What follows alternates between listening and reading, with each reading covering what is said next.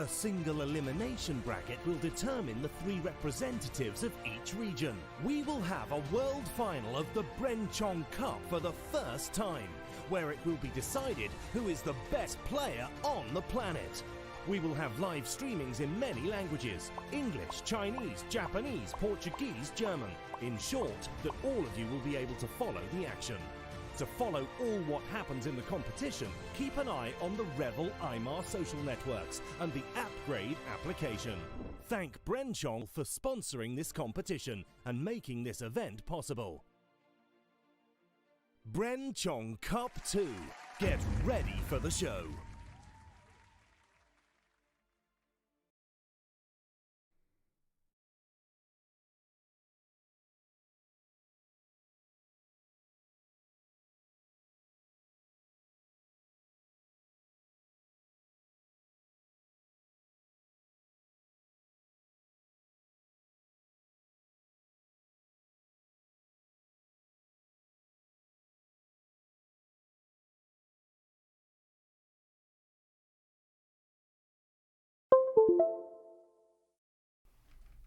Oh, what up? How's everybody doing today? What's up? I didn't realize that. I thought it started at 7, and I thought that's when like the 5-minute countdown started. I guess it actually starts at 7 on the dot. A little bit my bad, but I am here and I am ready, and also a little tired. I'm still not used to waking up this early, but everybody here, what's up, guys? Sonores, what's up? Good morning. How are you guys all doing? A little coffee time for the coffee time with Cash. That's what we're gonna call this. Wait, I don't have to be on this one. Let's go to this. Swing to this side. Coffee time with Cash. What's up, everybody? How are you guys all doing? Redeem water. Can I have a coffee instead, Tiger?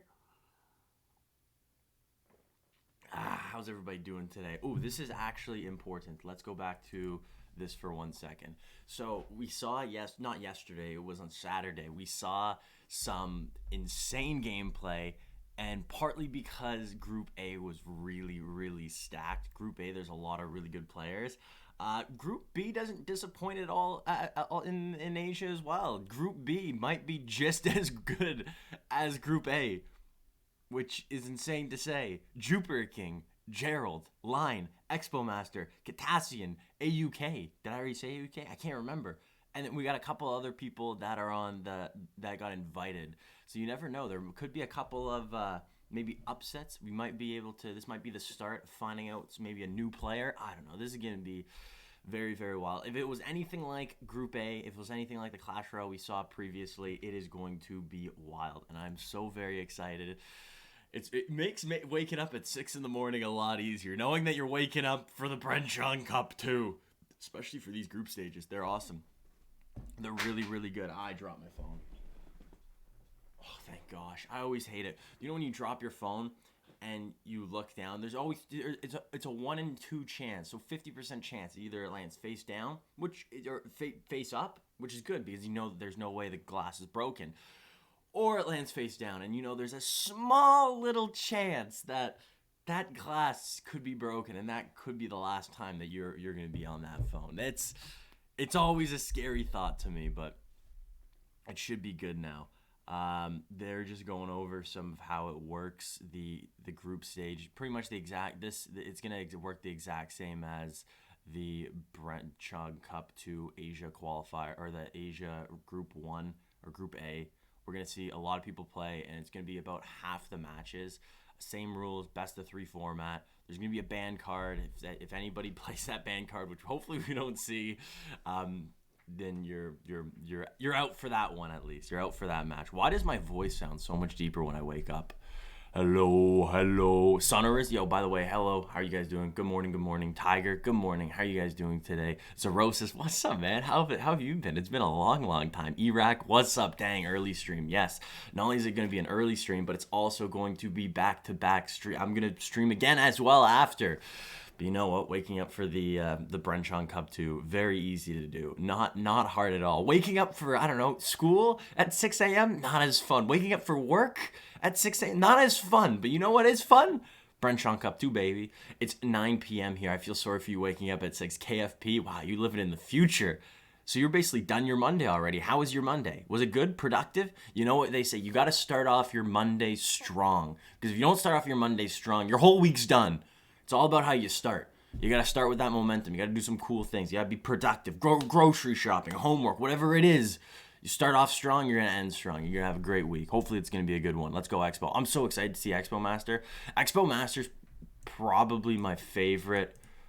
He's probably my favorite Clash Royale player from Asia, just because he's been around for so long and I've watched him so much in just CRL East, and I don't know, he seems like a very, let me fix my real quick. He's just been around for so long, and it's crazy that he's been able to maintain the level of Clash Royale play that he's been doing over these years. It's wild. It's wild, and I'm excited to see if he can keep doing it, because eventually it's like LeBron James. You gotta decline, right? You can't be the best forever.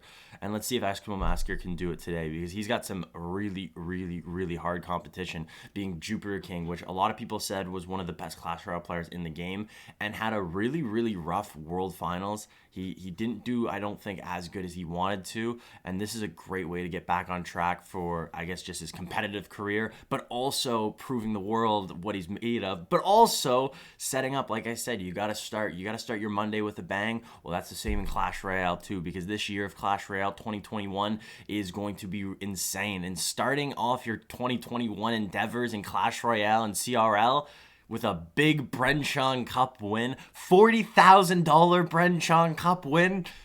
That's pretty good. That sounds pretty good to me. That sounds awesome. I've been good, thank you. It's 11 p.m. for me. Jeez, I didn't realize it's so late. Zerosis, where are you from?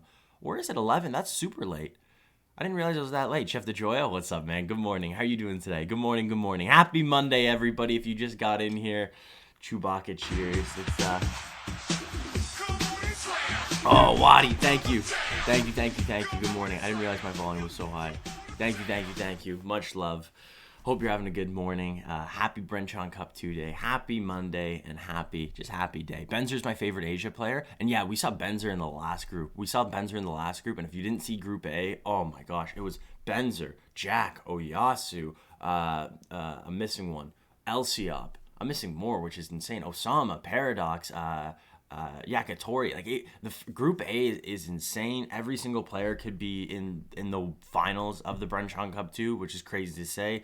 And that one was really competitive. It seems like everybody won, everybody lost, except Elsiop. I think Elsiop was the only one that went undefeated in the first day. He's so far the only undefeated player. So we'll see if any of these guys. It's a lot of Clash Royale, and it's a lot of high quality. It's tiring, but playing Clash Royale for a long time, especially the level that these players do it, it does get tiring. And we saw by the end of the stream that there were mistakes being made. So let's go check out. Boom, bang, bop, we're back in it. I love how it just goes right to the action. There's not a lot of time between it. I love it. One word, haircut. I know, man. I know. I need a haircut. We're on lockdown where I am, though, so it doesn't look like I'm getting a haircut anytime soon, at least for right now. But you know what? I'm excited. It's not about the hair. You know, that's why I have a hat. WHR the cup. What's WHR the cup? What do you mean? Wear the cup? We are the cup? Walruses hate rain? The cup?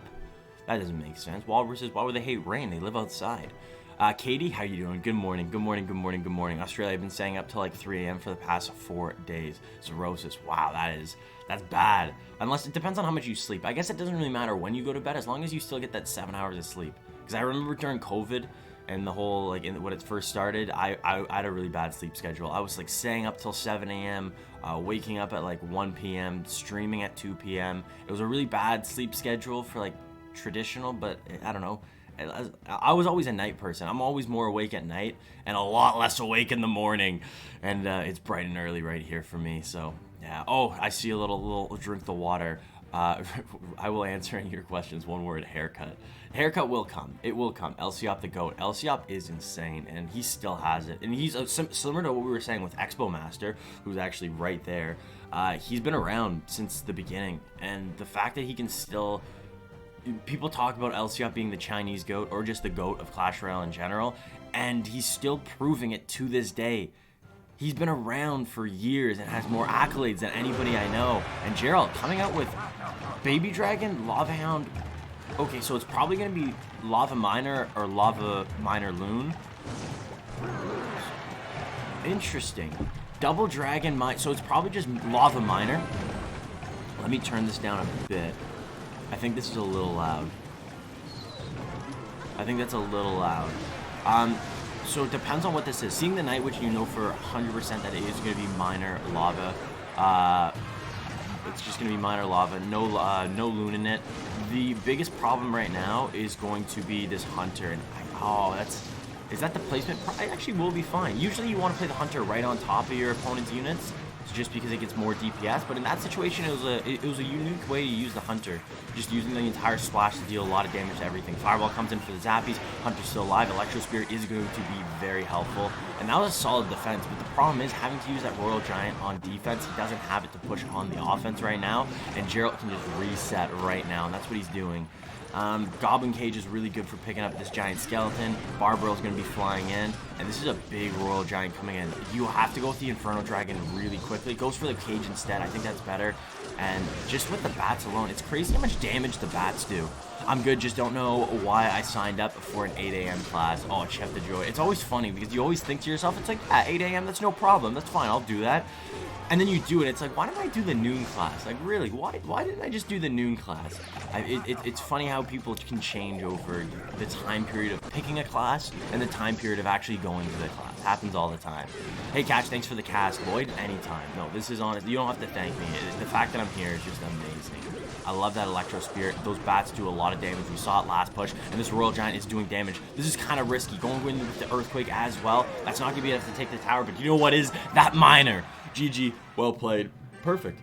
Geralt, off to a really good start. And this is exactly what we said. I brought up the whole thing about JupiterKing being so well regarded as one of the best Clash Royale players, but he's been struggling recently. He's been struggling, and I don't know what it is. I don't know if maybe he hasn't been putting in the practice. Maybe he's playing another game. Maybe he's cheating on Clash Royale. I don't know if that's true. I'm just speculating. But we're gonna see a lot of JupiterKing today, and maybe this is where you can start getting the wheels going, because I think Clash Royale is similar to a lot of games, similar to I like basketball a lot. There's hot streaks. You can go on really good hot streaks, and that momentum can carry you. If you get one shot in basketball, you're feeling good. You can get a couple more in a row. But similar to basketball, if you keep missing, and JupiterKing, he's missed the mark a little bit. Maybe maybe you're overthinking it. A lot of you want to play, you want to think about what you're doing, but at the same time, if you think too much, it might be. If you overthink in Clash Royale, it might be going to. It might be bad. It might be bad. Well said, Cash. That was well said. But yeah, I want to see what JupiterKing can do here. And starting off, it sucks that he has to play against Geralt, who's doing the opposite right now. Geralt, if I had to say anybody who's on the up and up, he is part of a pretty big surprise for me on Talon. When I was watching CRL East, whenever Geralt came out, I was always kind of confused. Like, why put out Geralt? He didn't have the name brand as some of the other guys on Talon did, but he got 2 sweeps last season, 2 King of the Hill sweeps last season, and that's when my eyes opened, and now I know the name Geralt, and that's why he got invited to the Bren Chong Cup too, because not only can this guy play a lot of decks, but he can play them really, really well. We saw Lava Miner. Most likely, we're probably going to see a cycle deck come out. Maybe Miner Wall Breakers, which we've seen a lot of today. We're just seeing a lot of it in just general in Clash Royale.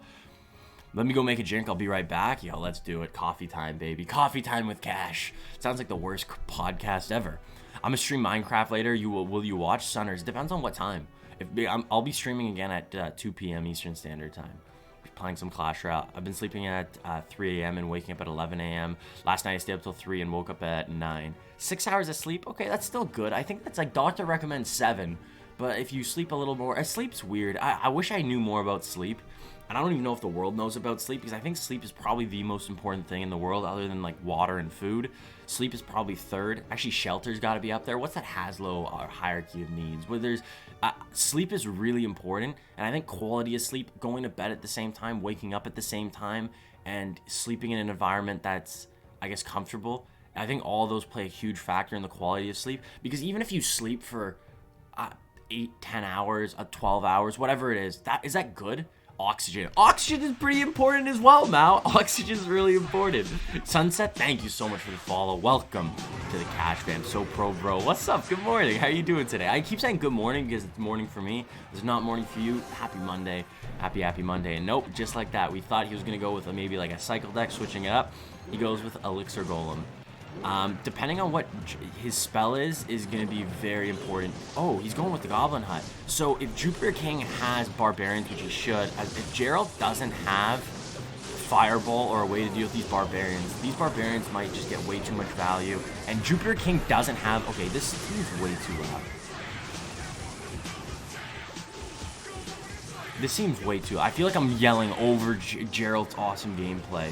So the problem is, there's two problems. The barbs are going to be really annoying for Geralt to deal with, but JupiterKing only has arrows, and it's going to be really hard for him to deal with these Electro Dragons. And if these Electro Dragons stay on too long, they're going to get way too much value. He does have a Fireball. This is 100% Geralt's matchup. There's no way that JupiterKing's going to win. And JupiterKing's going to come out winless in the first set against Geralt, losing the first set, and that's not what you want if you're JupiterKing. He technically does have one more chance here, but if you look at Geralt's tower, it hasn't even been touched. Electro Dragon on defense. How do you stop this? You could go for a Flying Machine here, but if Geralt's just gonna pick that up with something. Fireball comes in. GG, well played. It's that's not what you want to see. Sem the goat, drink water. Can I drink coffee instead today? It's morning time. It's coffee time. Water comes later. Treated, how are you doing, Cash? I'm doing good. I'm doing awesome. Geralt is doing really, really well, starting off the Bren Chong Cup 2 Group B round robin Asia. That's way too many words, Cash. You could have done half those words with a big win. A really, really big win. That is awesome. Not only was it it was a dominant win. I don't think there was ever a situation where we thought Geralt was in trouble in either of those two matches. But also winning against JupiterKing, probably one of the best players in this group. Is if you're Geralt, this is exactly what you wanted. If you had a plan going into today, this plan is going perfectly, and JupiterKing's got to figure something out, because I don't know if it was matchup, maybe it was too predictable, the deck selection that he was doing, or maybe he just got unlucky. But we have to see JupiterKing do something else, because whatever it is wasn't working. Prince #1 card. Prince sometimes feels like the #1 card if you can't deal with it. If you don't have a good unit, like a reset, a log, a zap, or skeletons, or something to kind of take that first charge of the Prince, it is probably one of the best cards in the game, because you can't stop it, and you have to usually use Elixir to stop it. And if you use too much Elixir, let's say you drop, I don't know, a mini P.E.K.K.A, the mini P.E.K.K.A is going to die. That's one of the cards that I've said for many metas now that might be a very low, underrated card. Maybe one of the most underrated cards is the Prince. But we haven't seen the Prince a lot in competitive. We haven't seen a lot in ladder. So I don't know. The Prince is definitely, in my mind, it seems good, but I wonder why it's not. Also, Gakz, thanks so much for the follow. Welcome to the Cash Fam. Happy Monday. Chewbacca cheers. Who has matchup? Both matches, Geralt had matchup, I believe so. Maybe not in the first matchup as much as I thought. I thought the first matchup would be okay. The problem is the Zappies. You have two air defenses. You have the Zappies and you have the Hunter. Hunter's probably one of the best. Zappies, they're not the best. They don't have a lot of DPS. So dealing with the Lava Hound's not good. They're pretty much a dead card, and having the Fireball where you can just get rid of the Zappies and then only having to deal with the Hunter, which you do have a Miner to distract. It was just a very not good. All right, we're going into the next one. We got Xbow Master versus Line on the top, Xbow Master on the bottom. After this, I'll start doing the predictions. Need to do my dinner. I'll be right back. Yo, get that dinner, and dinner is important, but not as important as breakfast, which I didn't eat. I made another bagel, but I haven't eaten it yet. I was slacking. Greetings from Czech Republic. How are you doing? How's the Czech life? Where are you from? I've been to Czech Republic. I've been to Prague. That's in Czech Republic, right? Right? Fran B, thank you so much for the follow. Welcome to the Bren Chong Cup 2. Welcome to the Cash Fam. Happy Monday. Cheers. Chewbacca cheers for that. Good morning. Do a tourney, please. Bruno, like a tourney, like a viewer tourney, or do you mean just the Bren Chong Cup 2 tournament, because we're watching that right now. So that's good news. Good news for all of us. Jupiter is on a downfall. KFP, I think so too, but I don't know. Clash Royale is one of those games. We talk about it all the time. You probably talk about it with your friends all the time. It's this thing called tilt. Sometimes you're just tilted. It doesn't mean you're a bad player. I get tilted all the time. Sometimes I tilt 10. I lose 10 games in a row. It becomes a mental game at that point. You know you can play it, but you know you can play well. But when you start losing a couple, you start having that doubt. All you just need is one. If you get one win and a couple of wins in a row, we're going to see it. If JupiterKing just wins one match today, he's probably going to win the set. And if he wins the set, I'm scared if I'm going up against him. I'm very, very scared. You can't let him get hot. If you let JupiterKing get hot, he could be devastating in this group. And there's already a lot of really heavy hitters. Line's been just absolutely crushing it. Line won what was that one tournament? The no tilt. He ended up winning no tilt. And he did so against some really good competitions. And not only that, but the format for no tilt was very lengthy. So you had to play really well for a long time. So, Line's been in the competitive scene. He's been in the spotlight. He's been rocking it on Talon and CRL East. He's been rocking it in pro competitions, even off the whole CRL beaten path. He's been doing really well, and most likely Line's gonna be coming in. I think it's a balloon deck, but isn't this it? I thought this was a Hog Rider deck traditionally. It's either Balloon or Hog Rider. I don't really remember. I think it might be either. Xbow Master's going for Lumberloon Recruits and Balloon, or I said Lumberloon and Recruits. This is a deck that we saw a lot of on Saturday in Group A. It's a solid deck. The problem is not having a big spell. If your opponent starts stacking units, and we saw this happen against a lot of graveyard players, it can get really, really hard. So the way you win with this deck is putting a lot of pressure on both lanes. But if you look at Line, having that bomb tower is just going to make it really hard to put pressure on both sides. So going for the Ice Wizard for this Lumberjack and the Recruit. I think the Ice Wizard's going to do really, really well on defense. Has to go with the Giant Skeleton as well. Lumberjack's going to pop. Balloon's going down. Bomb Tower's going to pull it into the middle. And he can activate King Tower really easily here. This is a free King Tower activation. And he goes for it. Prague is the capital city of Czech Republic. Okay, I thought so, but I didn't want to say something and sound like an idiot. I'm also kind of tired because I just woke up. But Prague was awesome.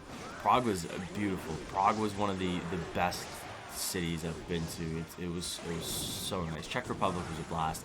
I miss Europe. Europe was a really cool place to travel, just because you can travel to places, and if you travel in Canada, you can travel for 12 hours and you feel like you're in the exact same place. But if you travel 12 hours in Europe, you can go through like 2-3 different countries, and each one feels like its own world, which is awesome. Omega Hero Brian, what's up, man? It's been a while. It's been a hefty minute. How you doing today? Good morning, good morning, good morning. Read my last comments. Rose, people saying Prince's #1 card, meet over, still running OG Mortar Bait. Yeah, yo, Zerosis, you might have to update that deck pool of yours. You might have to update that a little bit. The Mortar Bait, we haven't seen any Mortar Bait, I don't think, this season. We've seen a little bit of Mortar. Mortar Graveyard pretty much only. We saw the Mortar Cycle deck, Mortar kind of control deck with the Earthquake. Once, I think someone pulled that out already. But Mortar Bait is just, it's a mechanic. Bait's a mechanic that's kind of a novelty. It's not consistent enough in Clash Royale. It's okay on ladder just because you can play against the guy with one spell, which makes it really good, or maybe not a lot of splash cards, and it's an easy matchup. But if you have a bad matchup with Mortar Bait, there's not a lot of outplayability, and I think it's just a risky deck to select in CRL, and especially in these kind of tournaments, because one loss can just lose you everything. And Line pretty much played that perfectly. Line played that pretty perfectly. I don't think he had made any mistakes, but at the end of the day, it was really easy for him to defend. He had so many resources, having the bomb tower to pull in the balloon to be able to deal with all the recruits, and also to have the tornado if anything goes wrong, having the Ice Wizard to just slow everything down. All he had to do was just play the long game there, and he played that perfectly. He played it perfectly. He knew what he had to do in that matchup, which shows that he's confident with that deck, which is scary because that's not a traditional deck that you usually see. It just shows how diverse some of these guys are. Come to Italy, Cash. Yo, Como North. Lake Como North. What's Lake Como North? But yo, Leo, I would love to go to Italy. It's crazy because I lived in Spain for a year, and I traveled all over Europe. But I never went to Italy. I never even went to Barcelona, and I was in Spain, which is crazy to say. I went to Madrid. I went to Greece. I went to Germany. I went to Hungary. I went to Ireland, England, France. Where else did I go? I went to Morocco, but I didn't go to Italy. Lions going Goblin Gang. So you know what's crazy? We might see a little bit of mortar bait, or it could just be bait in general. This is looking like mortar bait, boys. Who called it? Zorosis. Are you psychic? Tell me the truth. Are you psychic? Do you support the LGBT? Of course, Mao. Of course. And we're seeing the prince. What is going on? What is going on here? So we were talking about how mortar bait might be dead. Not the best selection in this kind. Oh no, it's the. We've seen this deck a couple of times. It's the double prince, goblin giant bait deck. This deck is really good, and we see it as long as you can. If you get your opponent in an awkward cycle, you can abuse their cycle and you could win games very quickly. Because one prince or one dark prince, or even just I don't know, a couple of bats on tower, just one misplay and you pretty much lose this. Good thing for Xbow Master, he does have a lot of ways to pick up these princes. He has the skeletons, which is a really good way to pick up one of the charges. He has the knight, which is really good against the dark prince at least. He has the spear goblins as well that can pick up a charge. But just like that, charge on the right side. Game is winning right now for Line, but it's pretty much tied. We'll see what happens. Xbow Master has to win this. It is a best of 3 set, so if Xbow Master loses this one, he's going to be in the same position as JupiterKing. So Prince at the back for Line, going minor wall breakers on the left is Xbow Master. Will he get one connection? Somehow I did that once where I put the Goblin Gang for the wall breakers and it somehow got a connection. I don't know what happened. I still want to review that play. You should go to India. It's a sick country. The food and stuff is nice because I'm from India. I would love to go to India. Indian food's great. I don't know if the Indian food, like in Canada, we have a very diverse, I guess, we have a lot of diverse communities. Like we have a lot of different like nations, just because there's a lot of immigrants in Canada. So we have a big like Greek population, a big like Asian and Albanian and Indian. Like we have there's a lot of different groups and ethnicities and cultures that live here, so there's a lot of different places to go get food, and Indian food is really good. Really, and I like the spice. I don't know, Indian food has a different spice. I find it's not like that spicy kind of spice. It's a different spice, and this is a cool thing with this deck. Going split lane is really, you can go split lane with this deck that Line's running. It doesn't look like it should be a split lane deck, but something as easy as a prince with Goblin Gang behind it and a Goblin Giant with a Dark Prince behind it, that's pretty threatening. And not having a building, that Xbow Master doesn't have a building, so the longer this game goes on, the harder these split pushes are going to get. And if you add bats to the mix, supporting it with spells, I don't know if Xbow Master is going to be able to win this. Going Spear Goblins, trying to get as much chip as possible. The only way Xbow Master wins this is if I think Line makes a really big mistake with these wall breakers, and this might be it. Log comes in, perfect prediction. Both wall breakers get in, and just like that, Xbow Master makes me eat my words, because while he had to defend that, he might have over defended the right side using the bats, and now Xbow Master can easily clean up this left side defense. That was a blast. He wasn't able to use any more elixir on the left side. He had to focus on using the elixir on the right side, and he already had a Hunter set up, and that Hunter, we've seen it in a lot of decks, and the reason why is because it's good on defense.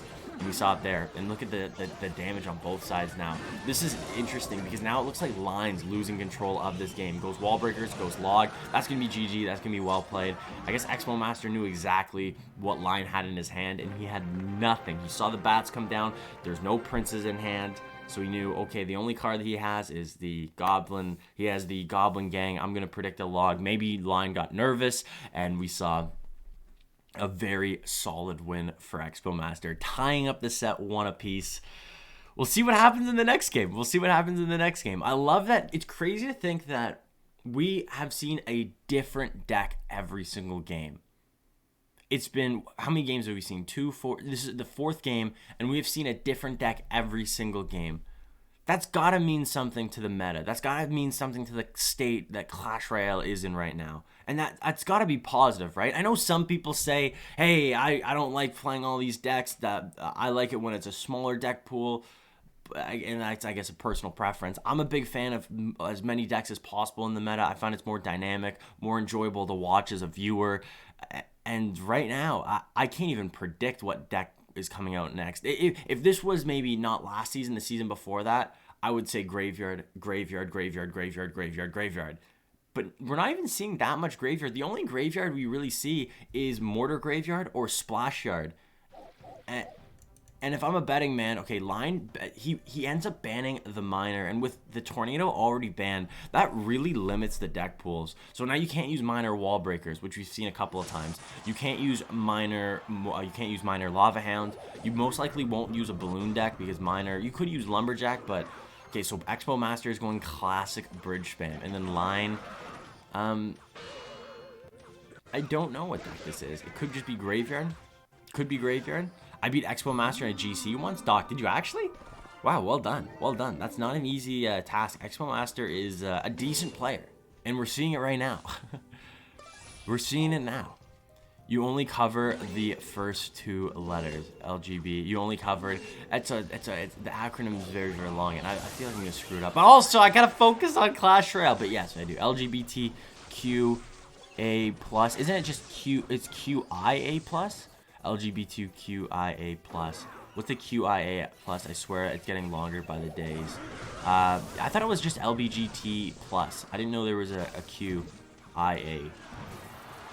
But maybe that changes depending on where you are in the world. I don't know if there's like a standard for that. But anyways, I do support 100%. And so does my Chewbacca mug. Cheers.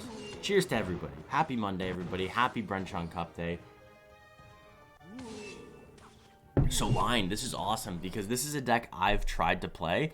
And this is a matchup. I know this deck and... It's weird because the last card is Royal Hogs. Yep, Royal Hogs on the left side. This is a matchup on Royal API. If you look at the stats, Line has the matchup, and I think it's pretty substantial. I think it's about 60-40 matchup favor in Line. First couple of times I played it, it was kind of difficult. From what I understand, yes, using the Royal Recruits, you can't really play the Royal Recruits at the back in this matchup, because the counter push is going to be too threatening after your opponent defends the Royal Recruits push that you try to build. You won't get enough damage, and you'll probably lose a tower in the process. So you got to make sure you play your Royal Recruits on defense and not... So going in with the Royal Hogs on offense, not a lot of elixir right now for Xbow Master. This tower is going to get really, really low. This is going to go sub 400 probably. That's 490, 444, the 381. So this is it. So going defensive Royal Recruits, maybe even a little bit earlier. I wonder if you would have went for the Goblin Cage up high, just using it so that if you... Oh, there could be a couple interesting plays here. What do you do if you're Xbow Master? This seems really hard to get through. So Poison is going to work. It's not going to get the Flying Machine. Ends up going with the Battle Ram as well, but that just gets picked up by the Cage really easily. But also the Cage picks up the Royal Ghost. This is going to be GG well played, and that was a really good matchup for Line. Really good matchup for Line. Played it perfectly. You saw it. He got, every time he played a card, he usually got more value than it was worth. Playing those Royal Recruits, being able to defend the Royal Ghost, being able to defend the P.E.K.K.A. Basically, if you can defend anything more than the P.E.K.K.A. with the Royal Recruits, you're getting value. And it's a lot of pressure. I like what he was doing with the Royal Hogs. If he had a counter push, whether it was just a Flying Machine, or if it was the Royal Recruit, or if it was just whatever it was, he would go Royal Hogs, opposite lane, get a lot of damage, put his opponent, Xbow Master, under a lot of pressure, and that he played that perfectly. It sucks, too, because I think Xbow Master had such a good game, too, and that just might be a bad matchup. It's weird. We don't see P.E.K.K.A. bridge spam a lot in competitive play, but we see it a lot in ladder. Why is the reason? I wonder if the reason is... But we also don't see log bait.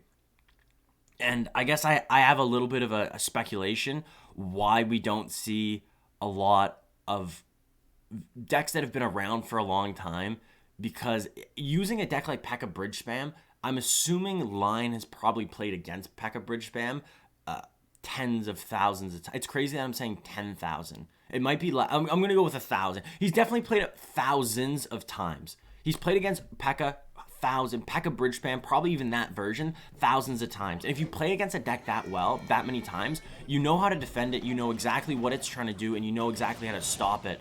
So playing maybe a newer meta deck, or playing a deck with maybe a 1 or 2 cards difference, getting your opponent a little bit off guard, these are little plays that they're going to make a difference. They're really going to make a difference. And I think, yes, gameplay is important, but the deck selection is where it starts. Getting a good matchup or getting even like a favorable matchup, even a matchup that's 50-50 is still probably good.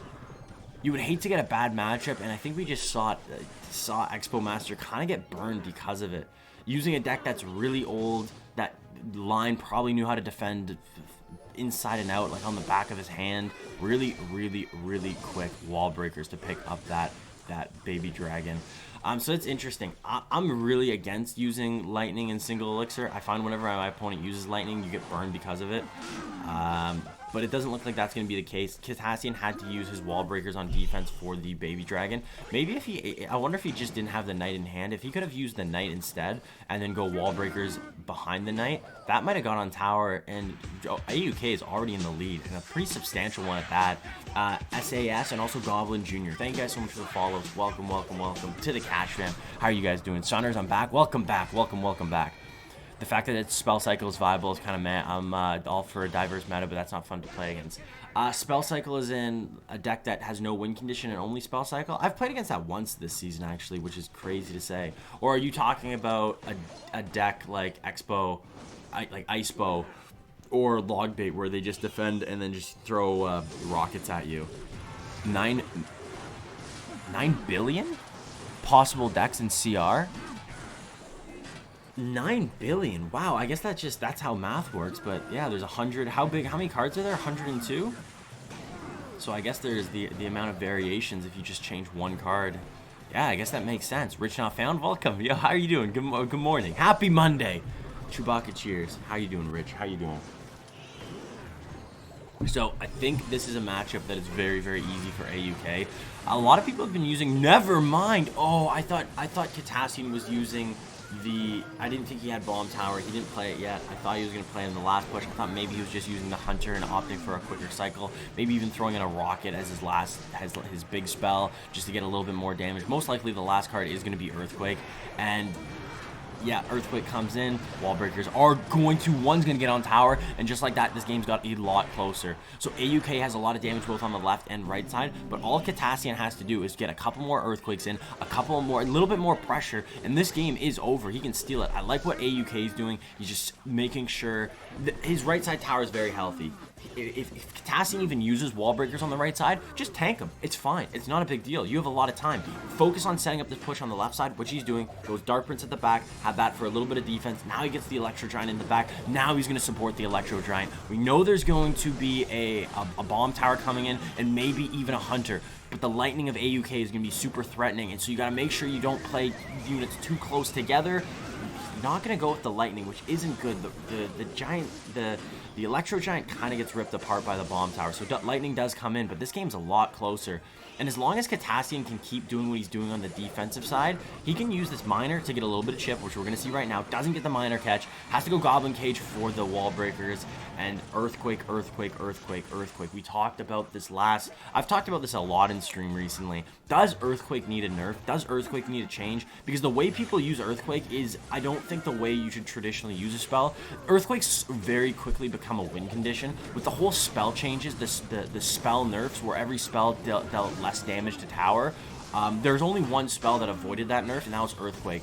So now that Earthquake deals more damage compared to a lot of other cards, and especially spells, you can use it as a consistent win condition, always getting on tower. We're seeing it right here. One more Miner chip. Earthquake comes in. GG, well played.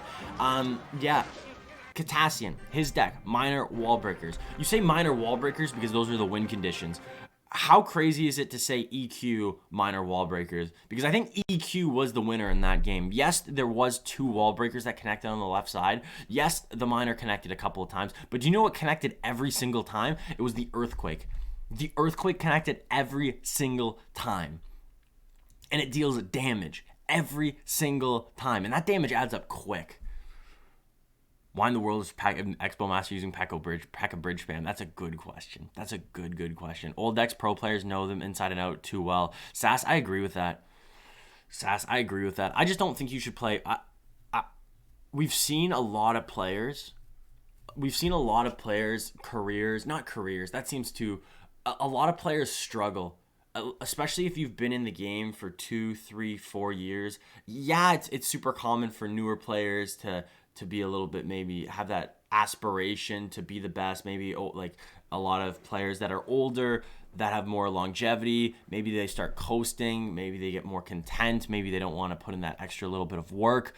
But I think the biggest thing is getting stuck in the old and not adapting to the new. And in Clash Royale, where before at least the meta changed every single month, adapting to the meta and choosing decks that are off meta but also new meta is super important. And I think we see a lot of the best players. If we talk about the GOATs of the game, if we talk about the best players in Clash Royale, the Elsiops, the Mordens, the Rubens, the reason why, well, first off, Elsiop has been able to be so successful over his long career is because he always adapts to the new meta. He doesn't play old meta decks. He doesn't get stuck in the past. He plays new meta decks and he plays them well. He practices them, and that is what you have to do. And Aurora is going to be using AUK. It's weird that I don't know why he goes by, I know him as AUK, but now he's been going by Aurora a lot more. I'm gonna probably keep calling him AUK. I don't like change. I'm a boomer. I'm not changing my deck. This is why I'm not gonna be successful in the CRL format.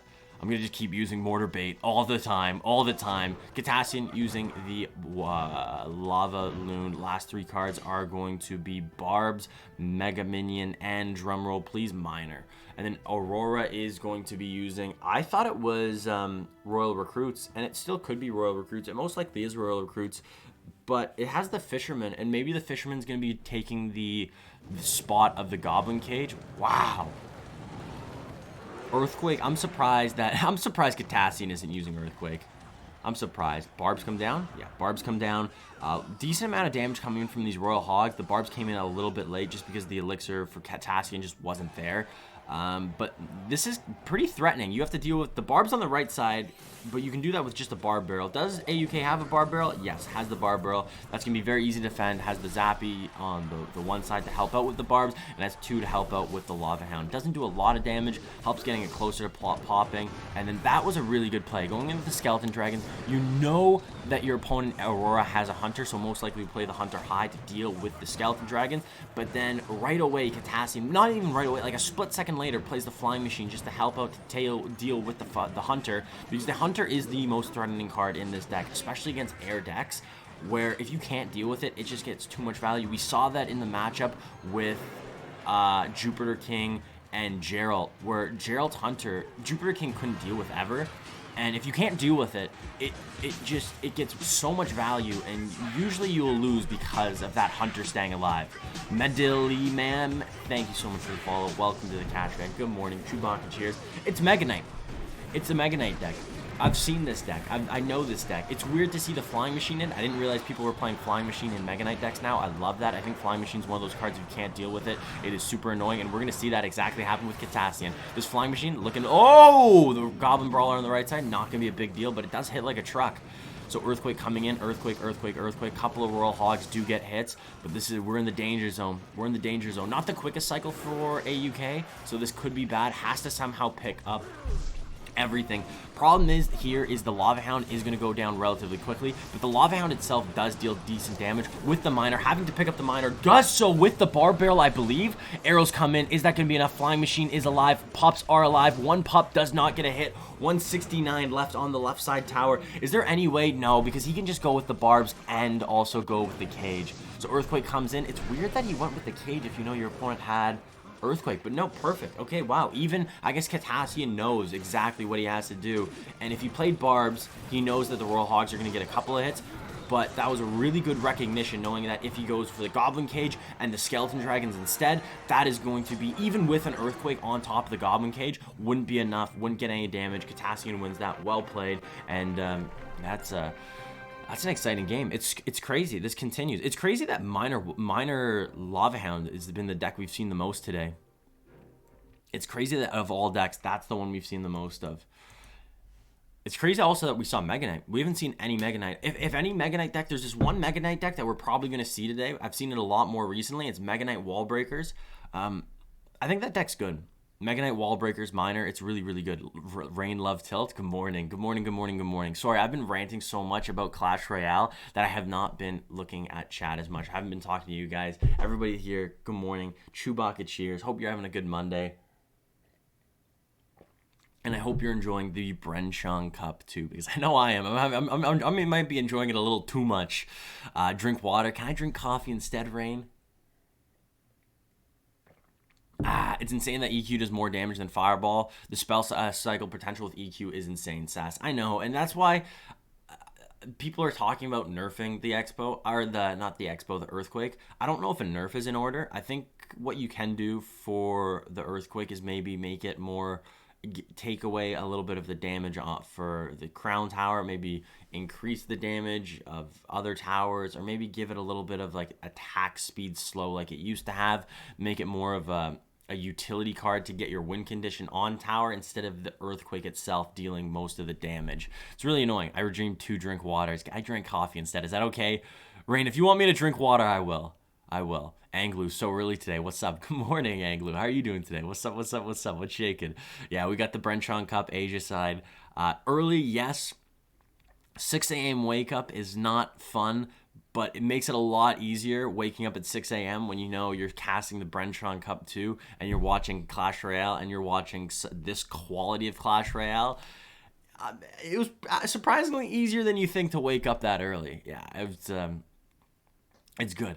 It's good. Another stream will happen again. So let's go on to the next game. This is one person that I did want to see. Mortar coming out quick by Mapiel. I think it's Mapiel. I believe that's how you say it. YUYA on the top. So YUYA is he plays for Kicks. He is, I wouldn't say the biggest name in CRL East, but you know what? In a tournament like this, if you put in the work in the off season, that's one thing with Clash Royale that's interesting. You don't really know what happens behind closed doors, and there's a lot of times where a player gets really good, and people are like, "Wow, this guy wasn't that good before. I wonder what happened." It's like I can tell you for free what happened. He practiced. We worked. Behind when his door was closed, he was practicing Clash Royale. Not only that, but he got better. He got really, really good. That's why it's always hard to tell who's going to be the next best player, the next best this, next best that, because you don't really know what happens behind closed doors. And seeing a player like YUYA, who he has some success in CRL East, but he's not at that all-star level yet. This is a stage. If he put in the work, he can really show off his skills, and maybe he can put his name in the CRL East conversation as one of the better players. And Mapiel is one of the players that was invited through that qualified through the qualifying stage. And I'm excited. This is the players that qualified are the players that I'm actually more excited to watch, because I think Clash Royale, there's a lot of players that are really, really good that maybe haven't got their name out there in the community and in the competitive scene. And seeing Mapiel on the bottom here, I want to see if Mapiel has it in him. I don't know, maybe he just got lucky. Maybe this guy could be the next Xbow Master or the next LC up. We don't know, but we will find out very, very soon. Cash talking about me not changing from Mortar Bait.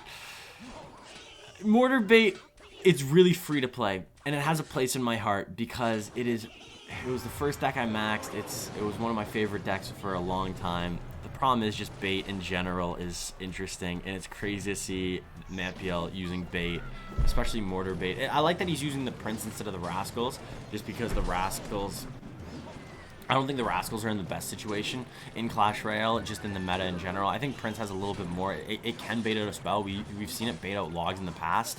And I think the Prince, it's a really underrated card in my mind, but if you can deal with the Prince, and it looks like YUYA has enough to deal with it. Also, the Dark Goblin's really threatening. Right now, it looks like YUYA doesn't have the best way to deal with these Dark Goblins, and watch the Dark Goblin get value. This Dark Goblin is still going to be alive. So not only do you see it on defense, but now not only did it help defend the Hog Rider, but it forced out a Royal Delivery as well. Miner gets on tower, a little bit of chips. I think Mapiel is going to win this. You are so sexy, Cash. Oh, stop. Mega Knight Graveyard too.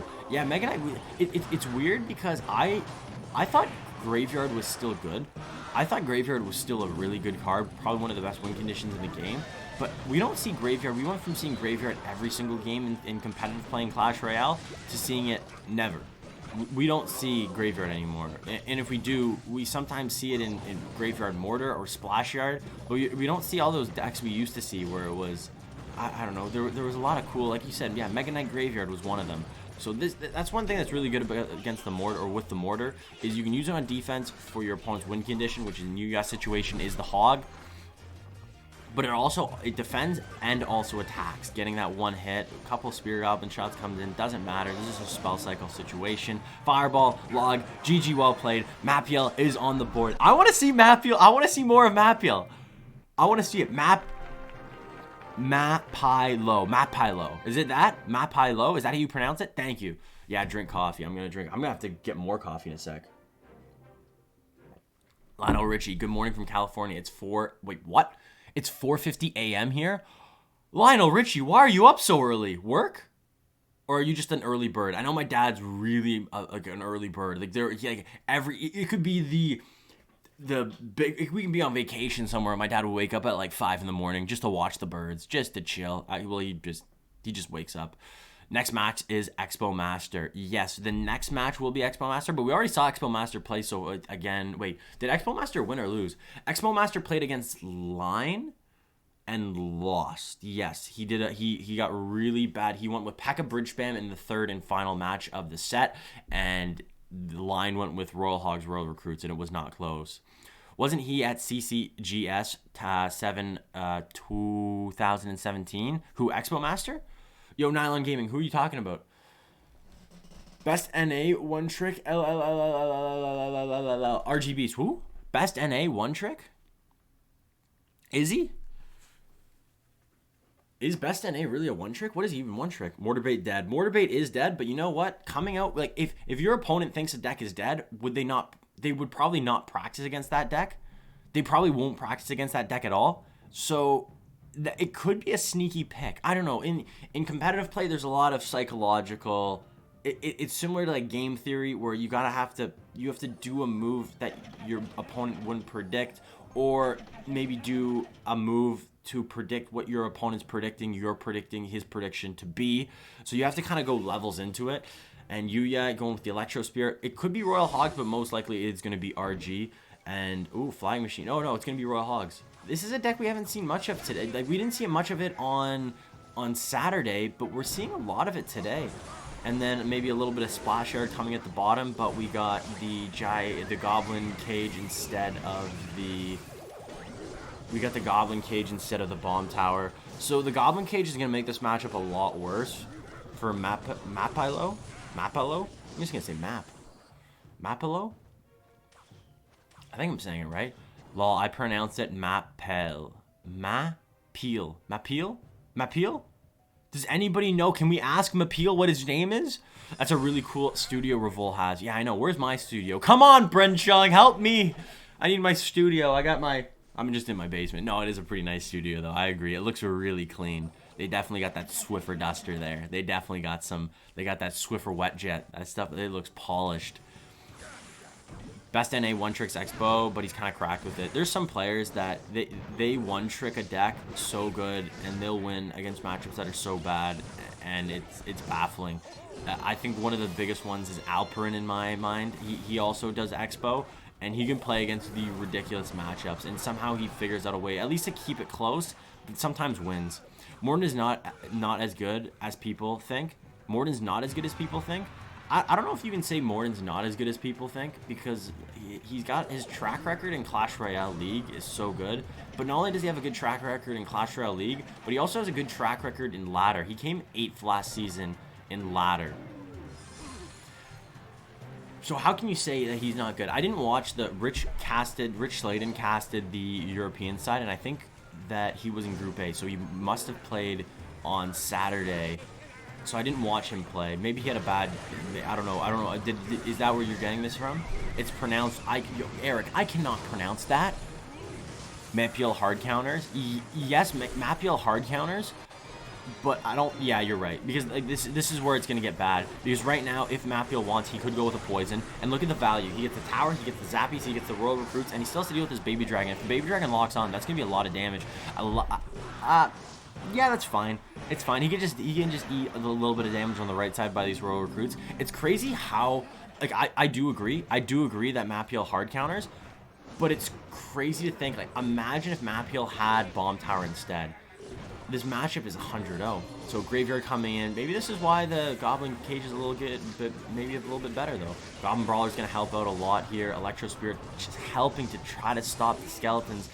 But this is what Graveyard does. It's just consistent damage, consistent damage. Using the poison to get a little bit of chip. Poison deals with your opponent's push. They don't have a counter push, and a couple of skeletons. Just a little bit of chip here, a little bit of chip there. Goblin Cage coming in. Maybe a King Tower activation, but it's not even necessary. I don't think you need to activate King Tower. You're so far ahead with it. Okay, he goes for it. Well, you know what? Mapiel is just flexing at this point. He knows exactly what's going on. Cash God. That's me, baby. Ivan, good morning. How you doing? What's up? How are you doing? Morden's #1 on ladder now, too. So, yeah, how can you say that Morden isn't as good as people think? When he's #1 in ladder, he has probably some of the most accolades out of any Clash Royale player ever. Yes, sure, he doesn't have the finals championship, but I don't know. There's a lot of players, like players in sports that didn't win a championship that you got to look at and be like, this guy is good. This guy is good. This guy is a good player. And a lot of times, it's the same as, I don't know, I was going to say, like, do you guys know who Messi and Ronaldo is? It's insane that I almost said that out loud. A lot of people like to have a debate where it's like, who's better, Messi? Wow, this game is getting way too close. This game is getting way too close. Mapiel is losing this game quickly. He is losing this game quickly. And if this may be showing a little bit of nerves, because he's a player that qualified. He's not a player that's never played competitive. Goblin Brawler is getting really close. Goblin Brawler on tower. One skeleton at the back. That's going to be GG. That's going to be well played. Mapiel clutches it up. He was losing that for a sec. YUYA was doing a really good job of putting pressure on his opponent, but also keeping that flying machine alive, dealing with any counter push potential of Mapiel. And if you don't have a counter push with Mapiel, you can never, with a graveyard deck, you need a counter push. You need something to tank for the graveyard, but you can't just go naked graveyards in that matchup. Look at Harry Kane, no trophies, but the man's cracked. The guy is legit. Harry Kane's legit. The Harry Kane. It's Hurricane season, baby. It's Harry Kane season. Yeah, a lot of people talk about the whole Ronaldo, Messi, who's better, blah, blah, blah. There's got to get to a point where you got to just take a step back and just appreciate it. Appreciate the quality of players. So, like, I know a lot of people like to say, like, who's the best right now? Is it Ruben? Is it Morden? Is it Elsiop? Is it JupiterKing? Is it AUK? Whoever it is, whoever you think is the best in Clash Royale, you can just take a step back and be like, there's a lot of good players in Clash Royale. Kashman? That Kashman guy's good? A lot of really good players. That's awesome. I love that there's a lot of good players in Clash Royale. Yeah, But if I had to pick, I think it's Ruben. I think Ruben's kind of cracked right now. Morden is basketball Charles Barkley. That is probably the perfect analogy. And who's the Shaq? Who's the Shaq that just shows off his rings? David Luiz, best soccer player, football player ever? Facts. He's the best. David Luiz. He's a GOAT. I actually love that guy. He was so good like 5-6 years ago. Now I don't even know what he's doing these days. Doesn't he play on like Arsenal? The best is Molt. That's not even close though. Molt's in another level. Come on, we can't talk about Molt. Then we're never gonna talk about anybody else. I guess quick little before we start the next match. Shout out to Mapiel. Shout out to Mapiel because that is exactly what you want to do, and this is exactly what I wanted to see as a caster. Wait, Mapiel lost? What?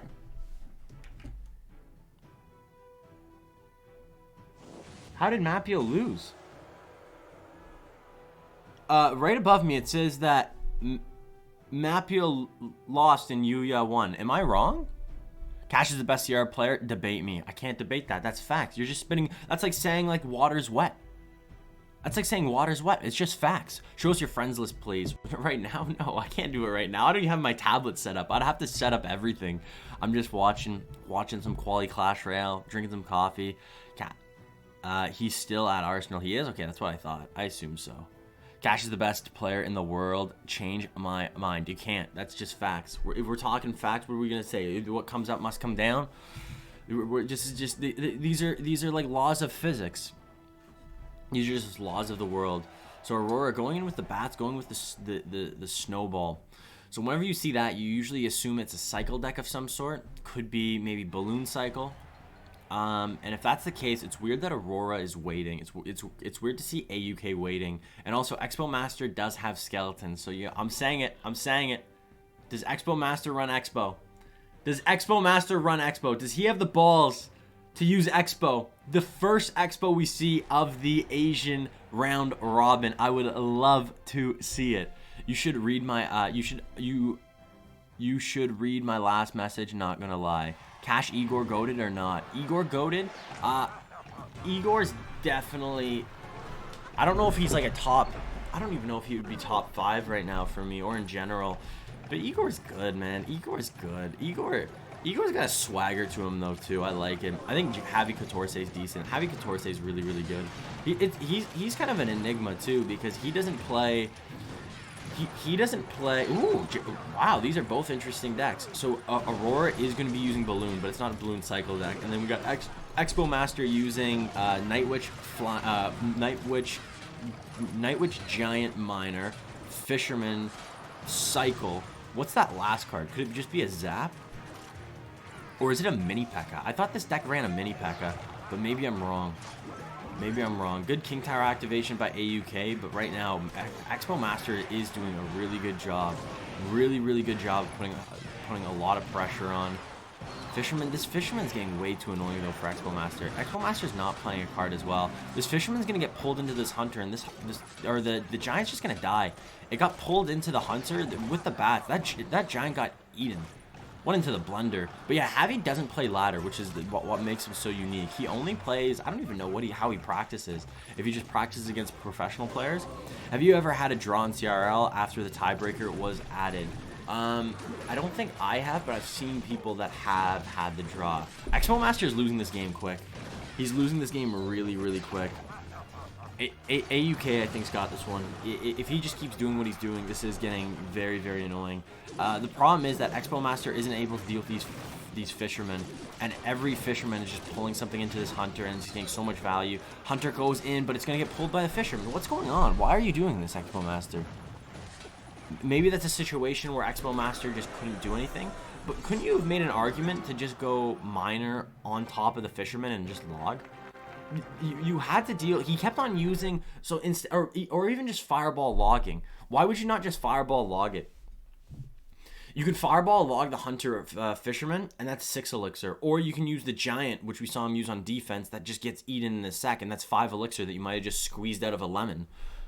That wasn't what I was expecting to happen. Xbow Master had a really good start, had a lot of pressure, and then one Fisherman later. Mapiel, #1, baby! Let's go, Mapiel!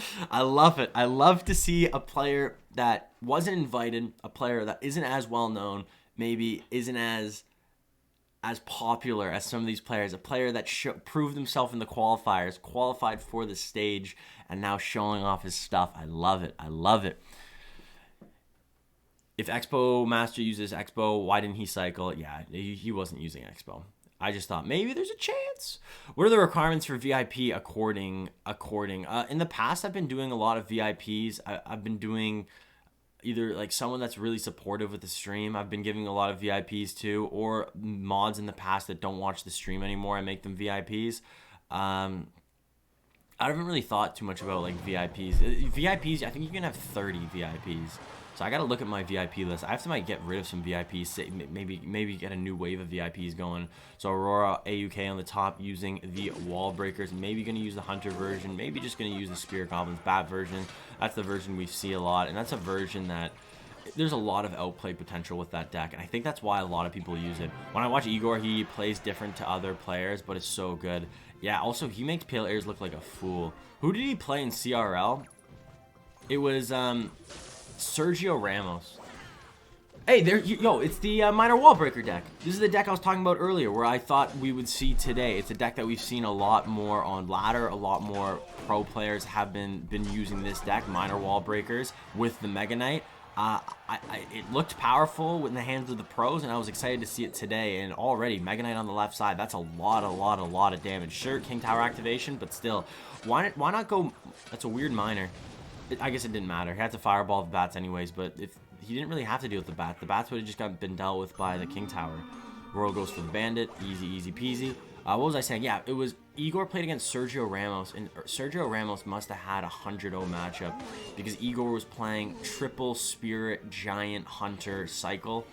No, was it Hunter? I don't remember. Whatever the deck was, it was like a 100-0 matchup for Sergio Ramos. Sergio Ramos was kind of struggling in CRL at this point, still kind of struggling a little bit, and Igor made him look like a fool. It was bad. It was bad to watch. It was funny, but at the same time, it was cringy. I want all the badges. You're like Thanos collecting all the badges. Reality can be whatever it wants it to be. This is not looking good. These bats are going to deal damage. Look how much damage they deal. 1,000. Your tower just disappeared. From 1,100 to 793 on the left side. Royal Giant, Fisherman's going to be taken out by the Royal Delivery, and the Hunter Log has to come down as well, but that Royal Giant's pretty much gone. 3 hits, though, is not insignificant. It's a lot of damage. I love that play. So he goes Miner to predict the Hunter. 2 wall breakers come on, and that is a miss. That's a reason why a lot of people aren't as good with Miner wall breakers. When you play Miner wall breakers, you always think Miner is a win condition. You think that wall breakers are a win condition. Whoa, that Royal Ghost on the right side did work. Just like that, this game has got a lot closer. Fireball probably going to come out for Xbow Master here. No, going to go for the Royal Giant instead. And then all you have to do is go Miner. Just even, yeah, you can go Miner on the left side. You might as well save the zap. You're going to have to zap, though. You're going to have to zap. You're going to have to zap. This is not a good situation for AUK. Xbow Master could come back with this. Bandit in the pocket, trying to get a little bit of damage. Royal Ghost coming to clean up the rest of the Bandit. Wow. But going back to what I was talking about, the Miner and the wall breakers. A lot of people go Miner at the back or Miner at the side and then wall breakers. But the real thing you should do with the Miner is you play it somewhere to annoy the defensive troops. So like we saw the Hunter, playing it where you predict the Hunter is going to be, to annoy the Hunter so the wall breakers can get on. Because if one Miner hit is very insignificant, but one wall breaker hit is the difference between winning and losing the game. And AUK, if he didn't play that Miner where he did, those wall breakers wouldn't have connected and he wouldn't be in this situation right now. Let's see if AUK can clean this up, though, because this is a situation where I think Xbow Master has a good chance of winning. Has to go with a log or a fireball. Fireball comes in for the wall breakers. Hunter gets cleaned up by the skeletons, and right now Royal Giant in the pocket potentially, but AUK knows that. He says, if you go Royal Giant in the pocket, you're gonna have to deal with this Hunter. Not only that, but I just know you use your fireball, so you can't deal with this Hunter. This Hunter's gonna get a lot of value, so Royal goes up high. These Mega Knights are getting annoying. I don't like that play. Oh, maybe I do. Maybe that Royal Giant's the best play ever. Going offense when your opponent is attacking is very, very good. It makes your opponent have to kind of use less elixir that he would want to on offense. He got a lot of damage, and I didn't think the Hunter and Fisherman would have been enough to clean up all that, but Hunter is a different card. Hunter's got to be the best card in Clash Royale because it can do stuff that no other card can. It can clean up the biggest of pushes. Lava Hound, Balloon, Mega Minion, you name it. One Hunter, one Huntery boy is all you need to stop it. Xbow Master's pretty rusty. I don't know if he's rusty. From what I'm seeing, he's just had a couple of bad matchups. He's went to some older school decks, and right now, as long as Xbow Master can just play that Royal Giant, he's fine. All you have to do is just play the Royal Giant. You have to play the Royal Giant. One wall breaker gets on. Royal Giant gets one more shot. That should be GG as long as it's Royal Delivery. Boom, GG, well played. Who's rusty? Anglu. Who's rusty? I think Xbow Master maybe could have. The problem is I could say Xbow Master could have done this, but he's also playing against AUK, and I think AUK is one of the best players on Nova Esports. Besides CR sucks, I think CR or CRS, that's what he goes by now. CRS, LC Up, AUK, all players for Nova. AUK had a really bad season last season, but he's a great player. He's a great player. If you need someone to get a win in Clash Royale, he's your guy. He's your guy. And I guess CRS kind of became that guy last season, but AUK still has it in him. Clash with Joe, thank you so much for the follow. Welcome to the Cash fam. Welcome. Yeah, Xbow Master maybe could have played that better, but the end results are the same. He got the win, so how can you be mad? Hunter OP. Hunter's broken. Good morning, Fish Nugget. Good morning. Good morning. Happy Monday, everybody. Chewbacca, cheers. Authority, hey Cash, good morning. How are you doing today? Lester, what's up, man? I hope you're having a good day. You as well, man. You as well. Happy Monday. Happy Bren Chong Cup day. Happy coffee day. And we have to run up and get some coffee. Master, good counter pick. Yeah, but it's weird that he counterpicked that because we haven't even seen that deck today. That's not even a popular deck. That Minor Wall Breakers deck with the Mega Knight it sucks that the first time we see it lose. It's always bad to see a new deck lose. But let's see what happens in this last game. So Aurora getting Spear Goblins. Most likely you see Spear Goblins. It's going to be Wall Breakers. AUK is going Wall Breakers again, but maybe switching it up a little bit. Going Hunter, going Spear Goblins. I'm still thinking Wall Breakers. Or it could be, oh no, it's Mortar. It's Mortar Graveyard. AUK is going Mortar Graveyard against Xbow Master's Splash Yard. This is, oh no, he's going to go switcheroo. He's going with the Minor Wall Breakers again. Seeing Spear Goblins, seeing Hunter, it could have been either one. So I wonder if AUK doesn't have a building. If AUK doesn't have a bomb tower, I think that's fine. He has so many cards. I don't know if this is a good matchup for AUK, but I think this is definitely a matchup that he has in single elixir. Xbow Master is not using Splash Yard. He's using the Electro Giant. If Xbow Master can get to double elixir and build a big Electro Giant push, his last two cards, one of them is Lightning, the other one's Tornado, and if he can just Lightning this Hunter, there's nothing Aurora can do. Oh, it does have the bomb tower as well. That might be GG. Well played. I think AUK's got this in the bag. I keep saying AUK and Aurora. I keep saying both. Junaid, what's up? What's up? What's up? What's up? AUK mechanics are pretty solid. Once you get to this level, once you get to the level of Aurora, Xbow Master, and everybody else, Geralt and Kitassyan that are coming up next, mechanically wise, pretty much everybody's perfect.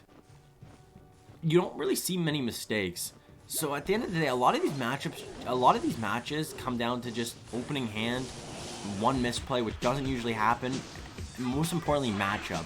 Blink, thank you so much for the follow. Welcome to the Cash Fam. How are you doing today? Good morning, good morning, good morning. Watching Twitch on TV is so satisfying. Yeah, I throw it on TV every so often. I just find on my screen, just with Clash Royale, maybe it's just my phone, it's hard to watch sometimes. I don't really like watching Clash Royale on my phone because it's a game that you should be playing vertically, but then you watch it horizontally and it can get kind of ridiculous. I wonder if there's a way where you can do both. I wonder if there was a way that you can like somehow like have it set up where if you were horizontally it's this way, but if you put it vertically you can see the entire game on your phone. That'd be really cool. I went my second CC 2 days ago. Yo, congrats. What deck did you use? What do you think? I think Xbow's popular on ladder, but not here.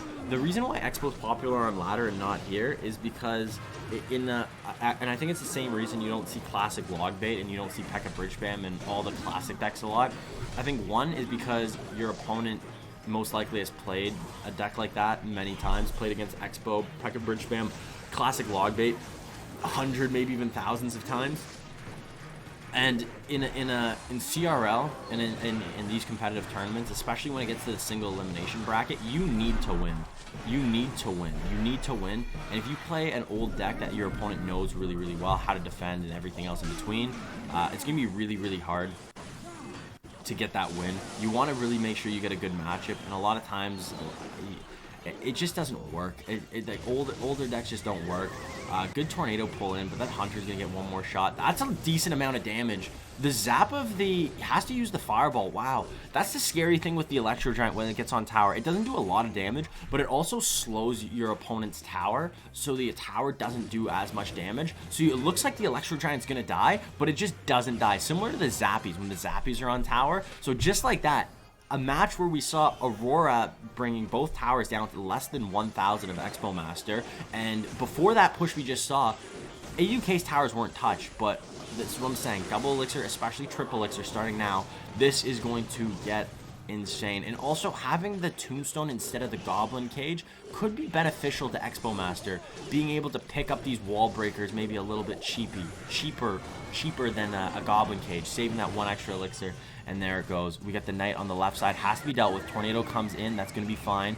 And what Xbow Master, you got to go with Electro Giant. But if you do that, going for the spell cycle, all you got to do is defend. 6 elixir. How are you going to do it? Ice Wizard up high. He needs to deal with this Miner. Dark Prince for the Miner. Most likely going to be a Fireball and a log coming in from AUK. But right now, all you need... Oh, Fireball on the right side. The Lightning comes in. GG, well played. That's an interesting ending. That's an interesting ending. The left side was Fireball log range. I guess it's easier said than done. Maybe AUK could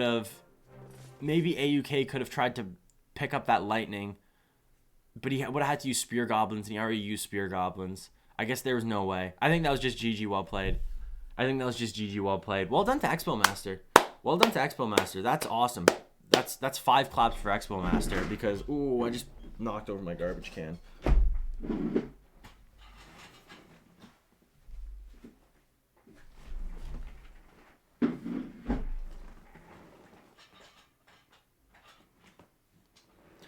Yeah, that was oh, I keep knocking.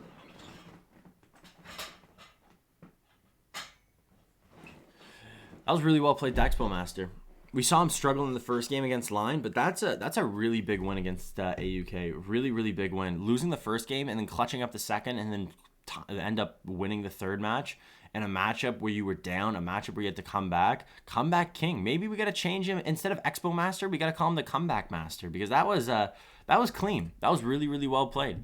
Really, really well played. And he played it differently than I did. I didn't even think about the whole potentially spell cycling lightning. You don't usually spell cycle lightning. At least I wouldn't think of it first play. I would try to get that Electro Giant going. But if you played that 8 Elixir, trying to get that Electro Giant in, maybe that just wouldn't have gone on tower and he probably would have lost that game. Thanks, ZJ, oh, thank you so much. Much love. Thanks for streaming. No, thank you for being here. Thank you for being here. And that goes to everybody. Chewbacca cheers. Thank you guys all. Good morning. Happy Monday. Happy Bren Chong Cup day. Happy day.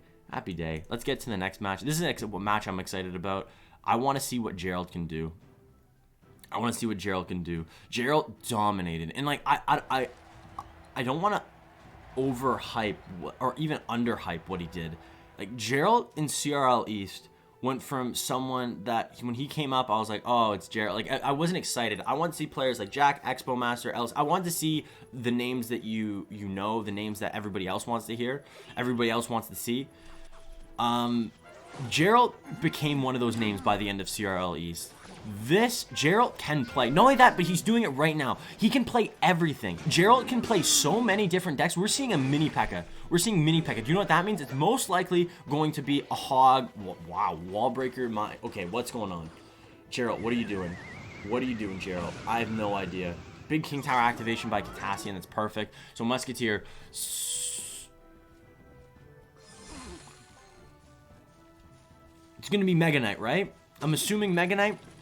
Mega Knight Miner. So instead of Bandit, going with the Mega Knight. I like that change, and that's cool. Picking a deck maybe that's relatively meta and doing 1 or 2 changes to maybe get that advantage is what you got to do, and it shows how 3-dimensional Geralt is as a player. I'm excited. I'm very excited to see what this guy can do. He did really well in CRL East. I didn't really explain too much about what he did. He had a couple of sweeps that was really, really good in King of the Hill. He can play. He can really, really play. And I'm excited to see what he does in this stage of the Bren Chong Cup. And hopefully we see him in the next stage because I want to keep watching this guy. Both wall breakers get on. Really, really well played by Geralt so far. Really well played. Last card for Geralt. I think it's a Zap. So Zap comes down. Who the frig is Geralt? Geralt, I know, that's what I'm saying. Everybody's going to look at Geralt and be like, who's Geralt? Who's Geralt? Who's Geralt? Geralt who? At the end of this tournament, at the end of Bren Chong Cup 2, people won't be saying that anymore. People will be saying, oh, Geralt. Oh, yeah, Geralt. Oh, he's good. He's legit. Tornado? Geralt is abusing Kitassyan right now.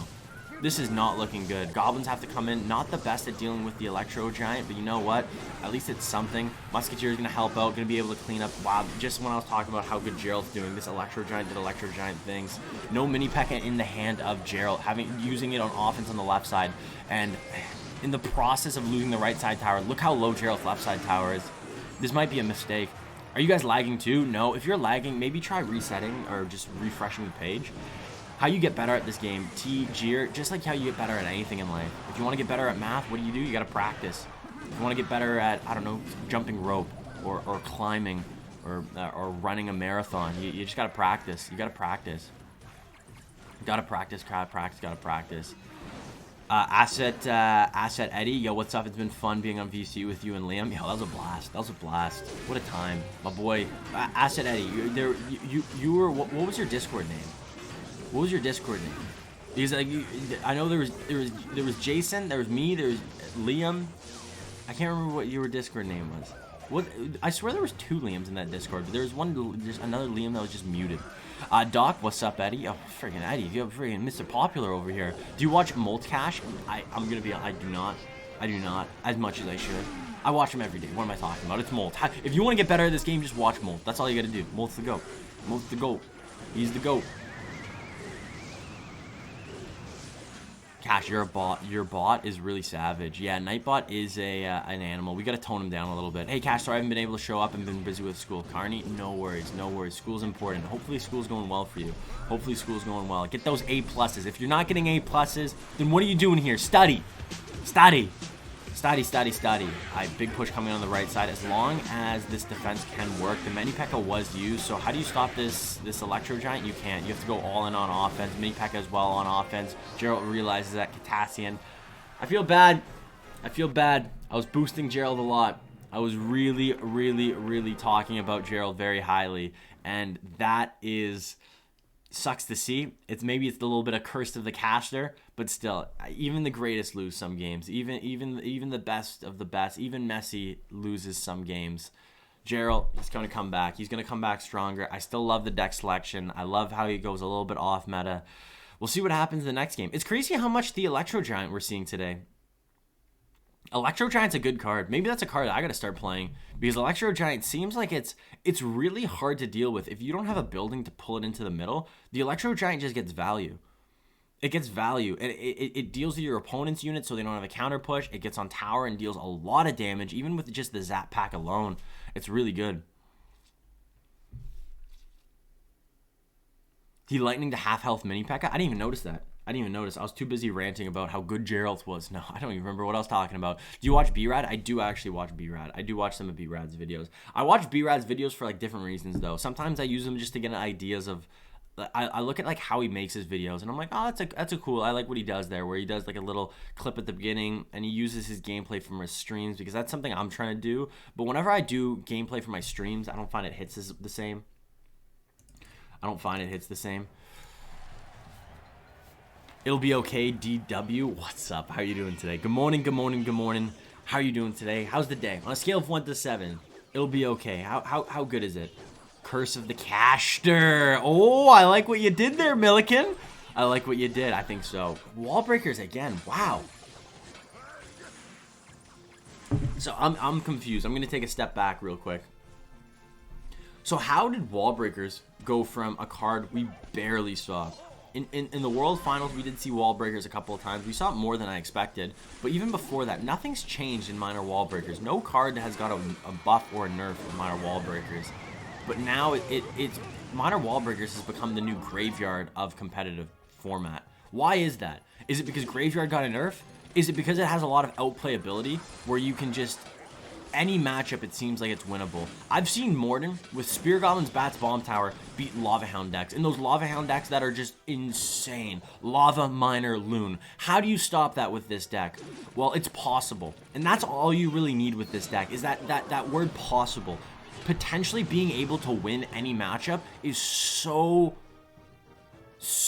crucial, where you'd hate to pick a deck and when you see your opponent's deck be like, oh, I already lost. You play, I don't know, Fireball Bait, and your opponent somehow is playing Fireball Mirror, and you're like, wow, I lost. It's a bad feeling. It's a really, really bad feeling. Really good Valkyrie. Really, really good Valkyrie. So we're seeing minor wall breakers. Kitassyan. Look at Kitassyan's pose. I like it. He's in the zone. I like that side pose. I'm gonna start tasking like that. I like that. I like that. It's a power play. Power move. Power move only. Confidence. That confidence stance. Spear Goblin on the right side, Miner as well. Goblins to pick up the Miner. Late log. If he predicted that log, that would have been a very, very good prediction log. Right now, Geralt's off to a really good lead. Fireball on defense. And this matchup is going to come down to little bits of chip. Kitassyan's last card's most likely a rocket. So if we get to triple elixir, which I don't think we will, I think Kitassyan has a really good advantage, just being able to go with rockets and getting a little bit more damage. Really bad bomb tower. These bats are going to do work. Has the tornado maybe? No, he's just going to take the damage. I guess he's already taken so much damage on the right side, you might as well. Kitassyan's got to figure something out. And I don't know if it's the minor wall breakers that you got to do. So he is going to go with the miner and the rocket a little early. It just got into double elixir, but you know what? He gets a little bit of damage. This is where he might get burned, though. Having the bomb tower still alive is really, really good. It's going to help a lot with this defense. But he doesn't pick up the miner again. Fireball coming in, getting the Valkyrie, getting the tower, and finishing off that Ice Wizard. Really solid play. Geralt's playing this pretty much perfectly. After maybe a couple of mistakes last game, Geralt says, "Nope, I'm gonna bring this back. I'm gonna win this game." And we're going to go to game number 3. And I think that's what's going to happen. Really clean game. Log just gets so much value, pushing away the miner, getting the miner off tower, dealing with the wall breakers. Miner at the back. I love what Geralt's doing with these miners. He's really mixing up his placements. Going into the traditional corner pocket where you can't activate King Tower. Going at the back. He's going at the left, the right, up, down. He keeps changing up. Or even right now. Next miner. Let's try to predict. I'm going to try to predict if I was Kitassyan. Let's see if I could pick up this miner. There's might not be a chance though. So Rocket comes in, tries to pull the Hunter into the Rocket top right. I didn't even... it was too quick. Geralt, slow down. You're too quick. Valkyrie comes down. That's a second too late. One of those wall breakers. Oh, the wall breaker, because the King Tower was activated, did not actually get the connection, which makes it so Kitassyan's alive, but for how much longer? Miner in the same position. Geralt, right when I was saying that you were changing up your miner positions, what happened? Fireball comes in for the wall breakers, finishes off the miner, and Kitassyan, what do you got to do here? You can't go Rocket. I don't know if I like that play. So Rocket does come in, but in the process... Now, wait a second. Did Kitassyan just clutch this up? That miner is not going to be enough. If that miner got on tower, that could have been interesting. But that's GG, well played. Spear Goblins actually finished it off. But even if the Spear Goblins didn't finish it off, the Log would have. So that's a really, really clean game by Geralt. Had a really good start. Kitassyan started coming back really quickly. Those rockets deal a lot of damage. And now we're going to game number 3. And it's anybody's game. Kitassyan wins the first one, loses the second one. Geralt loses the first one, wins the second one. A little bit of momentum with Geralt. Maybe we see Geralt clutch it up. Maybe we see Geralt play. We haven't seen too many off meta decks. Every deck we've seen is somewhat meta deck, either old or new meta or whatever in between. We've seen so much minor wall breakers, so how can we not say that either of these players are going to pull out minor wall breakers? But is there a deck? It's hard to say. What deck would you say hard counters minor wall breakers? I would say Goblin Cage. I would say like Tornado, maybe Electro Giant. Maybe we see Electro Giant come out. Maybe one of these players assumes that the other player is going to be using minor wall breakers, so maybe Electro Giant's the way to go. Is there a better hard counter than Electro Giant though? I don't know. It's become beatdown. It's because beatdown is becoming less popular. Bait decks are more popular because of the last balance change. So wait, but why though? So beatdown's becoming more popular. It's weird because I thought beatdown would become more popular because the Fisherman isn't as good, and Fisherman's the reason why beatdown is still so bad. But I don't even think beatdown was popular last meta. I don't think beatdown was popular last meta. It was a lot of graveyard, a lot of control. I don't know. Let's see what they pull out. There's a lot of potential. So we see the Log. We see... Okay, so Kitassyan most likely is going to be going with the minor wall breakers. And Geralt is maybe using the either Royal Hogs or the Royal Giant. And, oh, Kitassyan's going for the Hog Rider. We're seeing both players totally switch up their deck. And Geralt going, never mind, going with the Mega Knight. Mega Knight's getting a lot of love today. We didn't see the Mega Knight once on Saturday, and now we're seeing the Mega Knight in 2 different decks. Minor decks, and also this is going to be a Royal Hog deck. Having the Flying Machine, the Royal Hogs, Fisherman, Hunter, really solid deck. And we got Kitassyan using the Hog EQ. Going with the Royal Delivery, giving a little bit more defense. But I think this is a really good matchup for Geralt, if I'm not wrong. Well, Boss is wrong in that statement. Wait. Wall breaking cycle ability is so good. It's a baity in a lot of cycle decks, which is high outplay potential, and hence the slim chance of winning against even the harder counters. Yeah, I like the outplay ability potential in minor wall breakers. That's part of the reason why I wanted to play it. But it's a hard deck. It's not as easy as you think to play. Myrelio, thank you so much for the follow. Welcome to the Cash Fam. Little Chewbacca cheers. Happy Monday. Happy Bren Chong Cup day. Oh my gosh. Hence the slim chance of winning every possible matchup. Minor got a nerf, but minor wall breakers became even more popular. Yeah, but I just don't know why it became. Is it just because players are having success with it, other players see the success, and it's like the monkey see, monkey do? Maybe. Did you know KFC got a job offer from Supercell? No. I know there's been a couple of job like potential at Supercell, but I think a lot of the jobs with Supercell you have to move to Helsinki. I can't really do that as much as like I would love to. I like just got a house for it in Canada, and I'm living with my girlfriend, and I just got a dog. So like it would be a lot to like. I would love to work for Supercell. That'd be really cool. I think there's a lot of. It seems like a very cool place to work, and not only that, but working on something that you like and enjoy doing is really fulfilling. That's interesting. I didn't know log EQ killed all the zappies. That's good to know. So King Tower activation here. Yup, really solid. And this is going to be the problem. I'm excited. So there's two things. I think the biggest thing in this matchup is going to be the flying machine. If Kitassyan can't deal with this flying machine, it is going to be very annoying. And right now you're seeing the flying machine get super insane value. Knight comes down, another flying machine comes down. This might be GG.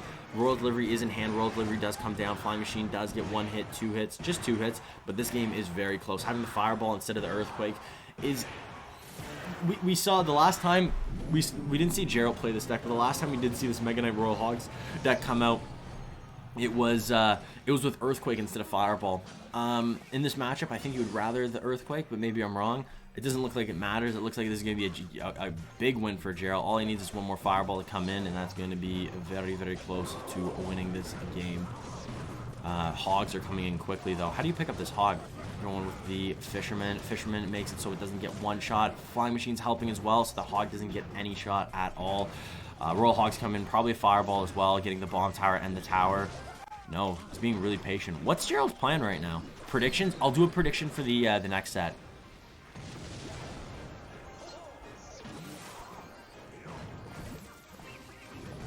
E-Giant doesn't even counter minor wall breakers according to the pros. What counters minor wall breakers?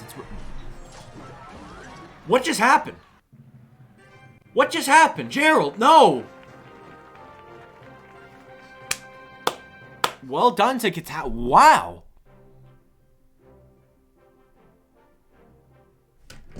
Give me a sec. Sorry. What did I miss? Instant replay. This is how we do instant replays here. So yeah, let's get to this part. This is exactly where we were. Sorry. I thought that was going to be an easy win for Geralt. I was sitting back. How much does Fireball do? It does 190 something, so he needed a little bit more damage. It's weird that he cycled the one Fireball if he wasn't going to go for the true Fireball cycle. So Fireball comes in. Yeah, that's not enough. Okay, it does even less. It does what, 180 something? 182? So Hog comes in, E-Spirit on defense. Hog gets 1 hit, and it does get the last hit. Wow. Interesting high zappies. I guess he tried to get the zappies as high as possible to deal with the Hog and deal as much damage as possible. And not only that, but slow it from the initial point of deployment. But well played. That sucks. I think Gerald played that really well. Like, that's exactly my reaction too. Revol and Mir, me. Both Revol and I both are just confused. Like, what? That's exactly what I did. Revol is me. Revol is me 5 years from now, except with better facial hair. Yeah, Cash, we vibe in Canada. Living the Canadian dream, baby. King of the North. King of the North. So, Wallbreaker's coming out again. This is insane. This is insane. Mapiel is a player I'm excited to see. Mapiel, we saw him beat YUYA. And YUYA is a really good player, but I think Lion might be a little bit better quality of a player. So let's see what Mapiel can do. It looks like it's going to be Mega Knight Wall Breakers coming out for Mapiel. And then we got Lion coming in with a minor... I can't believe I'm saying this. Minor Mortar. Yep, Minor Mortar coming out for Lion. He is a madman. Going in with the Ice Golem. I couldn't tell you what the last two cards are. It's most likely going to be a Log and a Fireball, but it could be a Rocket. So Log comes out. Last card's probably going to be a Fireball. Lion's got a really solid defense with the Hunter. Really quick cycle, being able to get to his Miner very quickly. Multiple Mortars potentially. But Mortar Miner isn't the best. The reason why Mortar Graveyard has been a lot more popular is because Mortar itself isn't the best win condition. If your opponent has a lot of ways to pick up the Mortar and deal with the Mortar being Earthquake, a big tank, or whatever it is, Mortar can never get a shot potentially in a matchup, which makes it really inconsistent. And then Miner as a win condition, I don't even know if you can consider it a win condition. I look at Miner as more of a support card now. It doesn't deal that much damage to towers ever since all the nerfs, and it's not consistent enough. If your opponent does have a good way to deal with your Miner, it could be really hard to get the value you want for it. Right now, we do see Lion in the lead, but the longer this game goes on, I think the better it is for Mapiel. We'll see what happens. I still can't believe that Kitassyan won that last game. That is crazy. Golem, Night Lightning, Night Witch, Baby Dragon. That counters... Wait, what? Did you guys say what counters Golem counters Miner wall breakers. Really? Are you sure? Yeah, okay, that makes sense. But I guess, yeah, no, that makes sense. That makes sense. Because I remember watching Morden say it. Morden was playing Miner wall breakers on stream, saying that Lava Hound and Golem are the hardest matchups. Geralt should have played safe, especially because it was match point. Yeah. But easier said than done. I think Geralt was in a situation where he had the game wrapped up in a bow, and he slowly saw that knot just slipping from under his fingers, like just losing the game very slowly. And when you see that game slowly getting pulled away from you, that's when you start doing plays that you probably wouldn't have done. You start getting desperate, and I think we saw Geralt do exactly that. Went in with that fireball. Maybe thought he could defend the Hog Rider a little cleaner. Wasn't able to, and that's GG, well played. These Hunters, look at the Hunter damage. That is crazy. Miner wall breakers on the right side. Very good pressure by Mapiel. I really like Mapiel's game. We've seen a decent amount of deck pools, which is good. We've seen him succeed with... So far, he has not lost a game, which is really, really good. No, he did lose one to YUYA. But he might be able to take a game online right here. If he can keep doing what he's doing on this right side, as long as he keeps picking up these miners and keeps putting on this pressure like he's doing. So Miner at the back does get picked up by the Hunter. Zap comes in. One wall breaker doesn't get on because of the Zap. Prince is not going to get the charge. And that entire time we were looking at the right side, there was a Miner on the left side tower of Mapiel's, and it was doing a lot of work. No Zap in the hand of Mapiel, so has to go for the minions, goes for the goblins. A little bit of damage, but that's fine. Miner wall breakers on the right again. This is a situation that we saw AUK do a couple of times. Instead of going Miner at the back and wall breakers up front, going wall breakers and Miner in front of the tower, but not only that, but a couple of tiles in front of it, because you know most likely Lion is going to be using a Hunter to deal with the wall breakers. So using the Miner to maybe pick up the Hunter is the play you want to go for. But we'll see what happens. Right now, Miner at the back again, really trying to get that chip damage. This is not looking good. This is not looking good for Mapiel. Had a really good start, but slowly losing this game. Lion goes for the mortar on offense too. Probably going to go for a Miner as well. Yeah, Miner comes in. Goblins up high, has to. Minions for the Miner. The mortar is going to get a lock. Mortar's going to get one shot. Zap to reset, but reset it to what? Why isn't the mortar shooting? Mortar does get one shot, and that's not an insignificant shot. Wallbreaker's really close connecting on the right side. Goblins and Prince. Goblins up high, Prince low, but no, Miner goes left. Doesn't get the pick up there, but two small spells for Line. Needs to keep cycling to these Miners, and he needs a mortar to stop that. Perfect. Really clean play. Doesn't even need the Ice Golem. Here, this is where I don't think there's any way for Mapiel to win. I think Lion just cleans that up perfectly. Just defends a little bit, log to deal a little bit more damage. 35 health on the left side tower, but really well played by Lion. Really, really well played. Situation where wall breakers just couldn't get on tower. A lot of Miner wall breakers. Yeah, it's crazy. It's crazy to see how much wall breakers we're seeing today. We're seeing a lot of Night Miner wall breakers, but we're also seeing a lot of Mega Knight wall breakers. We're just seeing a lot of different wall breaker decks. And it just shows how, I guess, powerful the wall breakers are if you know how to use them correctly. Because the wall breakers are a unique card, because some matchups they can get the most value out of any card. Something that's 2 elixir that can deal so much damage to your opponent's tower if you get it on. But that's the problem. There's an if. And getting wall breakers to tower is where the skill comes in. It's really hard for you to, especially depending on all the different decks. If your opponent has a tower or a building or a hunter or whatever they're going to use to defend the wall breakers, being able to predict it and trying to do whatever you possibly can to get a wall breaker to connect, it's not easy. The pros make it look easy, but it's really not easy to get wall breakers to connect, and not only to connect, but connect consistently and winning the game. And I think that was a matchup where we saw Mapiel kind of struggle to get that value with the wall breakers, not being able to get them to connect, having the mortar, the hunter, the double small spell to deal with the wall breakers really efficiently, really effectively. And while that was happening, Line was cycling back to another Miner, which he kept on getting back to over and over and over and over again. Mapiel had a couple of good answers to the Miner. He had the minions that weren't being, like, you couldn't deal with the minions. You can zap them, but even then, it's not the end of the world. I don't know. I think Lion played that pretty perfectly. And is Lion just running it back? No, there's no way. There was no skeletons in the last one. So going Royal Hog cycle. So most likely it's going to be Magic Archer, it's going to be Hunter, it's going to be Earthquake, and it's going to be, what am I missing? I'm missing one card. I can't remember. Mini P.E.K.K.A. That's right, Mini P.E.K.K.A. So this is the second time we're seeing Mini P.E.K.K.A. So far we haven't seen Mini P.E.K.K.A. win a game. So let's see if we can get the Pancake guy a dub today. It's Hyper. Yo, what's up, man? How have you been? Long time no talk. Happy Monday. Happy Monday. You know what they say, Monday fun day. Yo, Shri, how you doing today? What's up, what's up? Morning. Morning. Hope you're having a good morning. Also, good morning to everybody. Little coffee time with Cash. What's better than waking up early, watching some quality Clash Royale, and having a quality coffee? That should be quality cash, quality cash, quality Clash, and quality coffee. It's the, I guess, KCC. It'd been better if my name was Cash with a C. It would work better. And again, minor wall breakers. Okay, now I'm losing it a little bit. So, Mapiel, this is the third time we've seen his deck. So this is one of the things I was worried about with players that qualified. Players that qualified for the Bren Chong Cup through the qualifiers that happened last week and the week before that.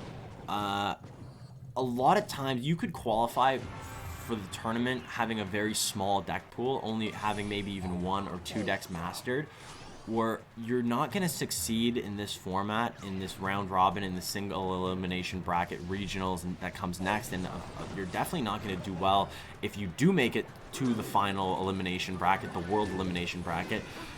If you're a one-dimensional player and only can play 2 or 3 decks, you're not going to do well. And we're seeing Mapiel use the same deck again, and Line has been switching it up nonstop. It's cool that he's using Fireball instead of the Earthquake, maybe a little bit more versatile, but let's see if as long as Line can keep doing what he's doing here, and he has a lot of answers. Having the Magic Archer, that's going to get unlimited value because there's not really the best answer to it in Mapiel's deck. Probably going to keep defending it too. Like, it's alive. Oh, now just when I talked about not being able to deal with a Magic Archer, now there's 2 Magic Archers. Skeleton's up high as well. 1 Wall Breaker somehow sneaks through. Watch out. He got the jukes running around like Marshawn Lynch. Prince, get out of my way. Skeletons, get out of my way. Hunter just squeezing by you. Mini P.E.K.K.A. is still alive. Magic Archer on tower. Hunter does get a shot. It does have the Mega Knight on the left side, but uses the Ice Golem to kite it very, very effectively and efficiently. Log coming down with the skeletons. Wow, that's just insane defense by Line. I would love to rewatch this because he makes that look easy. Just really keeping these Magic Archers alive, getting a lot of value. Going in with the Royal Hogs, knowing that Mapiel has a Mega Knight, interesting play. Maybe splitting the Royal Hogs would have been a little bit better there, having the 2 on the left side and the 2 on the right, even to be supporting the Magic Archer a little bit. The Mini P.E.K.K.A. up high. Mini P.E.K.K.A. is going to get jumped on by the Mega Knight, and both wall breakers are going to connect. Is that just game? Did Line lose this? I was just talking about how great the defensive line was, but that was a lot of misplays. I don't think he wanted the Mega Knight to jump there, and I definitely don't think he wanted to get those wall breakers on tower. Really good pickup. It's not over. No big spell for Mapiel, so if he wants the spell cycle, this is going to take a while. Putting in a lot of units on the right side, and I know what he's going to try to do. He's going to try to bait out the Mega Knight, which he does not take the bait. Mega Knight does come out. That means Royal Hogs can go on the left side right now. Perfect. The zap comes down. Royal Hogs are alive. Minor to have to deal with the Magic Archer. A couple of hits on the left side. Trying to go with Magic Archer snipes on the right side. Or the left side. Desperation is there for Line, and that's GG, well played. That's the problem in Clash Royale. That's it.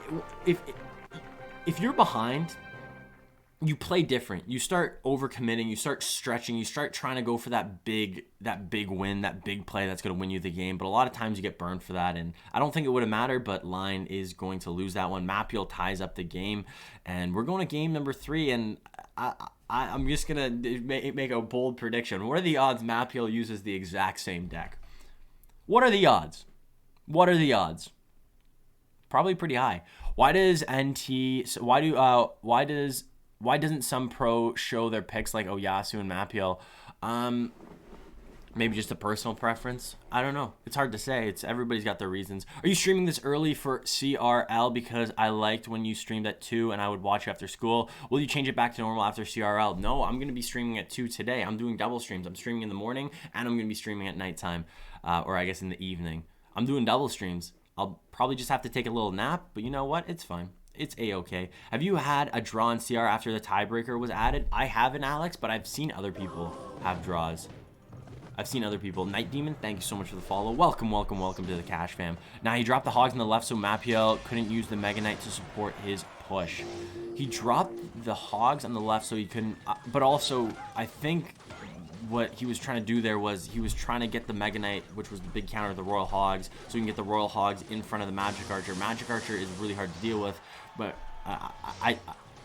at least that's what I would have tried to done in that situation. It's hard for me to say, like, yeah, this is what he was trying to do. It makes sense, baiting out the Mega Knight on the right side with all the units piled up and then going hard on the left side for that one last push. Maybe you get a Magic Archer lock. Maybe you get a couple of Royal Hogs on tower, but Mapiel says no. And Mapiel using another interesting deck. Okay, going with the P.E.K.K.A.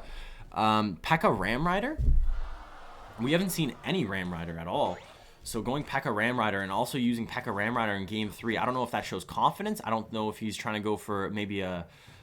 I have no idea what you're trying to go for in this matchup. What deck are you trying to even snipe? Interesting. It's hard to snipe line too, because right now he's using another deck that we have not seen him play yet. He's going with Hog EQ cycle on the left side. Already has a lot of damage on the left side.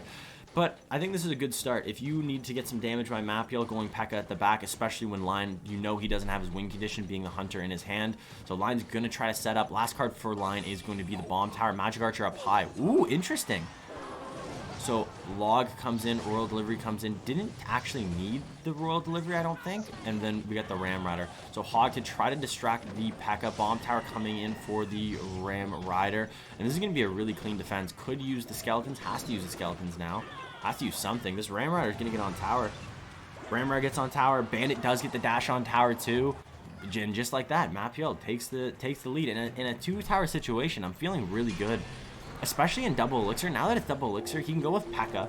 Right now, if you're Line, you can't go with Hog Rider. Maybe go Hog Rider opposite lane. Maybe going on the right side, but it ends up just going for a little bit of spell cycle. Magic Archer up high. This is why I don't think that Log was good. Because he used the Log, but to kill this Magic Archer, you gotta go, okay, he gets back to a Log. Wow, that's crazy how quickly this deck cycles. So, this is probably gonna be GG. Wow, Line. A matchup where I thought last game he was playing it super well, but one mistake, one wall breaker connection, and he ended up losing the last game. And this game is also gonna be a really solid win for Mapiel. Lightning comes in. Lightning takes the left side tower. Maybe Line can take this tower, but even if he does, I don't think this is a good situation. Snowball, Earthquake slowing the speed of the Hog Rider, and the Hog Rider does not get a hit.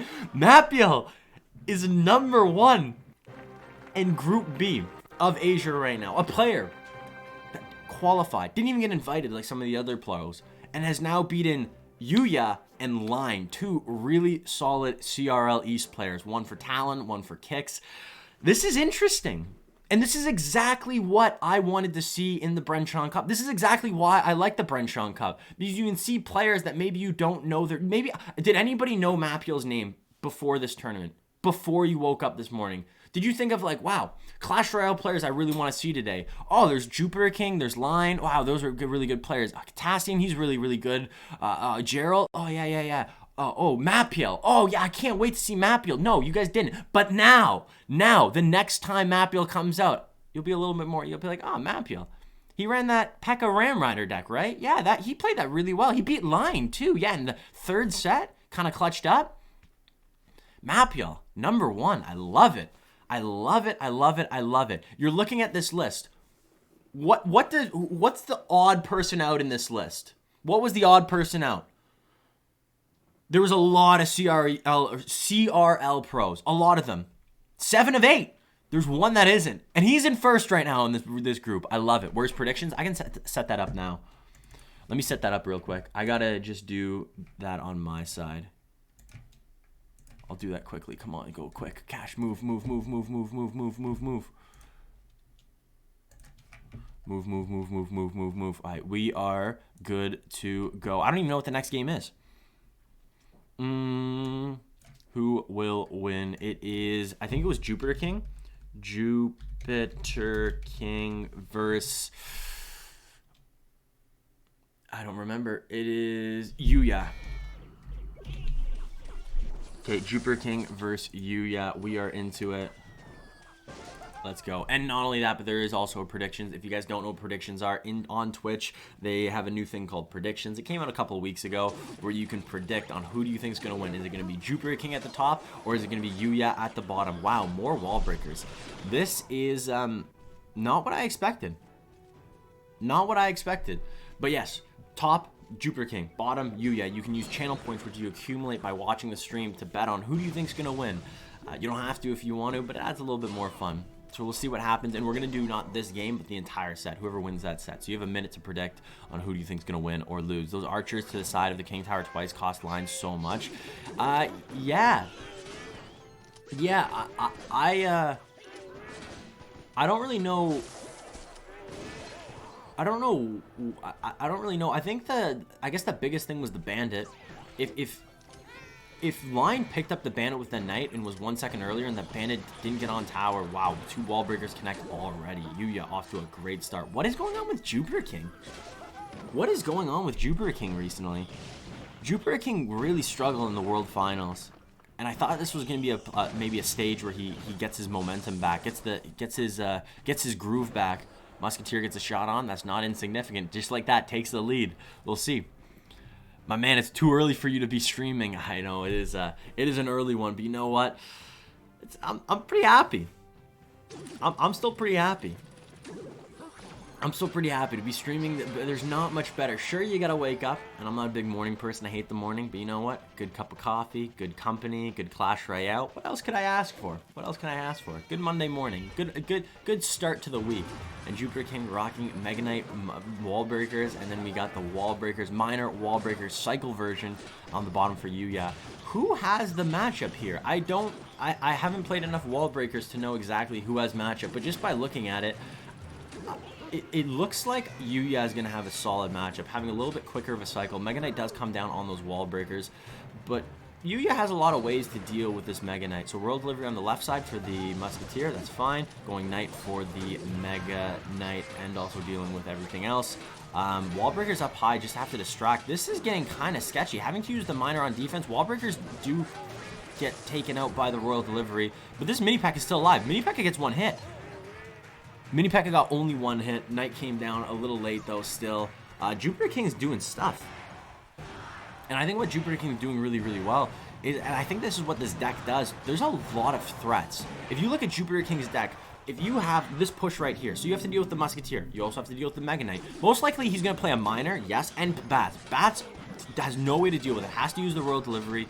And still, potentially, wall breakers coming down at any second. Also, the mini P.E.K.K.A. And we've seen the mini P.E.K.K.A deal damage to the tower. We've seen the Musketeer deal damage to the tower. And we've seen the Miner deal damage to the tower. And we've seen the wall breakers deal damage to the tower. This deck is threatening. This deck is really threatening. There's a lot of cards in this deck that can deal damage. Where in YUYA's deck, it's most likely just going to be the wall breakers. It's going to be the Miner. And it's going to be the Earthquake. The wind condition Earthquake. So Miner on defense coming out for YUYA. We got wall breakers on the left.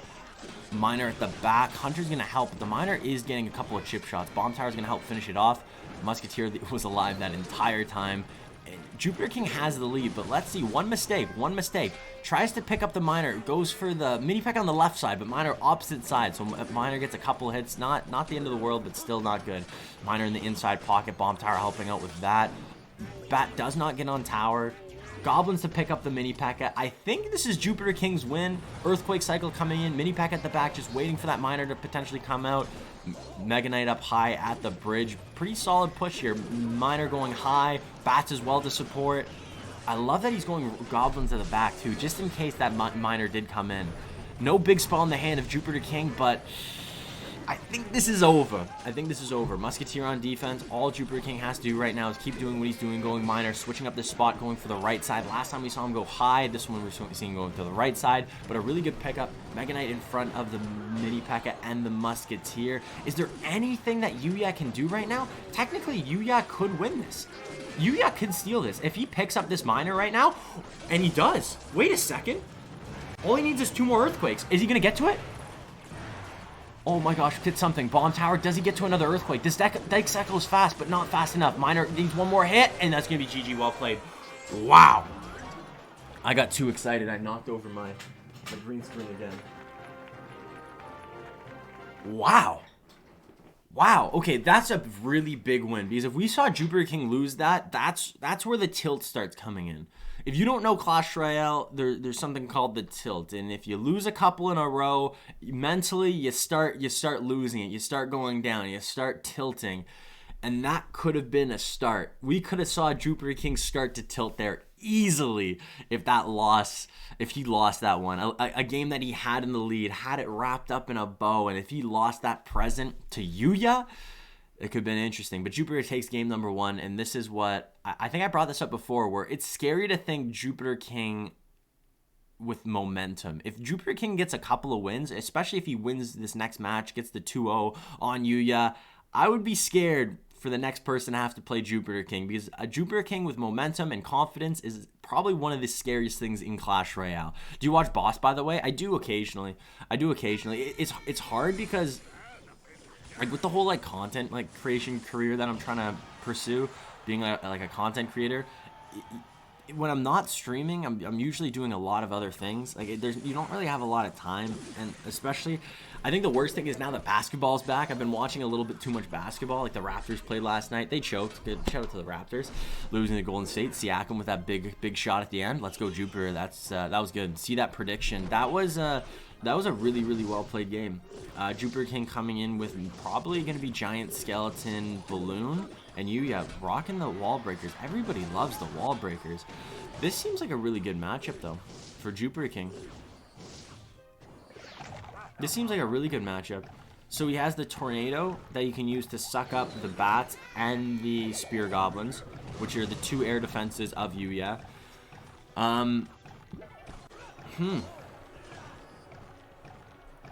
This might be a really easy matchup. How does YUYA deal with these balloons, the inevitable balloons? Also having the bar barrel. Maybe the bar barrel won't be too significant.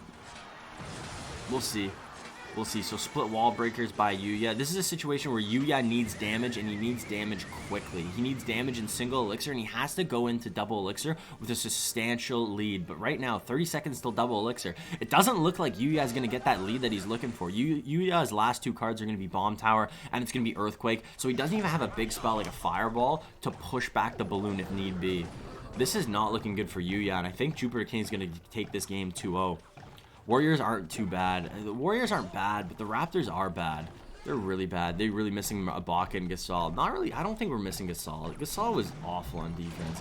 Okay, maybe he was just bad in the playoffs. I think he was just bad. Oh, whoa. We got a game, ladies and gentlemen. We have a game. It's not Bomb Tower. It's Tesla. Tesla is really good at dealing with balloons. Not only that, a quick cycle Tesla deck, you can get to multiple Teslas. This balloon will most likely never get on tower. Just like that one card. How crazy is one card changed the entire game? Going from, yeah, JupiterKing won, no worries, wrap it up in the bow, let's go, let's get to the next game. No. We're going to game number 3. There is no way YUYA can lose this game now. With a Tesla, ooh, that changes everything. That changes everything. Wow, this is awesome. Why don't people show their picture like Oyasu and even CRL? Are they shy? Maybe shy, self-conscious. Maybe they just couldn't get a picture in time, or maybe they just don't care. I have no idea. Maybe they're too busy practicing. Steph played horrible, but other players stepped up at least. Yeah, freaking, that foul at the end is so sus. Oh, I can't talk about that. I'm gonna get angry if I have to start talking about the Raptors playing. That foul at the end was baffling me. Besides the last game, Steph's been pretty good. Steph was really freaking MVP caliber stuff right now. They literally lost by a point with 2 seconds left. Yep, yeah, they did. They choked. They had it. And now we're 2-6, 2-7 on the season. Not good. We tanking. I don't know why Siakam was doing. Yeah, I thought he had him with the blow-by, and then he just stopped, pivot back, and did a little spin move and yeeted up with the ball. Oh! No balloon drop. That's good. But death damage, it adds up quick. Miner at the back. Bats are going to be picked up by the baby dragon, but that miner gets 2, 3, 4 hits. Bring that tower down to 924. Wall breakers on the right. I like that. He's probably just going to go... I don't know about the Ice Wizard. I think the Ice Wizard would be really good. Ooh, Wall breaker looks really close to getting that connection on the right side, but Ice Wizard, no. He's looking calm, cool, and collective, making sure that does not happen. Probably a knight up high. Bomb tower. Okay, this is interesting because he used the Tesla. YUYA used the Tesla, so most likely we're going to see a bomb balloon maybe come on the right side. Wow, and YUYA doesn't have Earthquake, it's Fireball. So not only does he have Fireball, which can be used on the balloon to push it back if need be and deal a lot of damage, and he also has the Tesla. YUYA has this match in the bag, it feels like. 37 seconds left. What can you do? What can you do if you're JupiterKing? This game is close. It's not out of reach. I'm making it sound like JupiterKing has no chance here. All he needs is one balloon drop. Even a little bit of death damage in this miner is chipping. It's just adding up a lot. Miner on the left side, he's just ignoring it. JupiterKing says, you know what? Miner on the left side, I'll take it. I got to focus on getting damage right now. I need a balloon drop, but that's not going to happen. Tornado trying to deal with the bats, but he misses 3 in the process. Doesn't matter. That's going to be GG. That's going to be well played. YUYA is taking this game to a game number 3. I gotta take a step back. JupiterKing looked like he had the snipe on Miner Wall Breakers, if it was the traditional one. Did YUYA snipe the snipe or predict the prediction? I don't know. Maybe I'm overstating what YUYA did, but that was really well played. Really good deck selection, and I think JupiterKing did the best he could. He dealt a decent amount of damage, but Tesla, Fireball, Quick Cycle, how are you ever going to get that balloon on tower? And JupiterKing couldn't figure it out. Lakers 3-peat, if it happened, there's no Lakers 3-peat. They got to get the 2-peat first.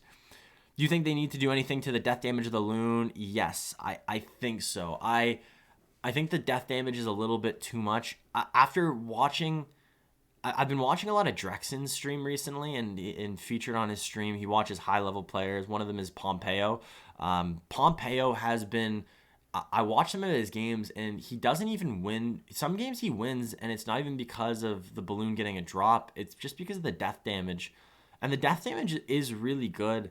You don't think of... You think of a balloon failing. If you play a balloon, if it doesn't get on tower, you think, dang, that was a bad balloon. That was a failed balloon. That balloon didn't do enough. I think I disagree with that now. If a balloon gets death damage... For 5 elixir, it's really ridiculous. Because most likely your opponent will play, let's say your opponent plays archers.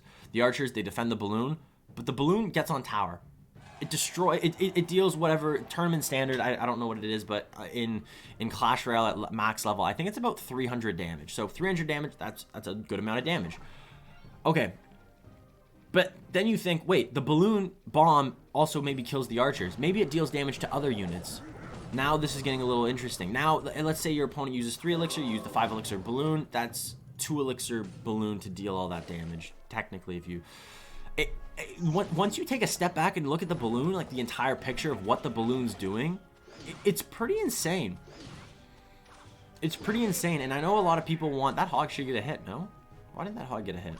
I know a lot of people say the hunter needs a nerf, but if the hunter got a nerf, I think Lava Hound's already really good. I think Balloon's really good. Both of those cards would be broken. If Hunter got nerfed, Hunter's the only thing. Hunter's holding the door. Hunter is Hodo right now. Hunter is holding the door, keeping us all safe from the enemies from the north.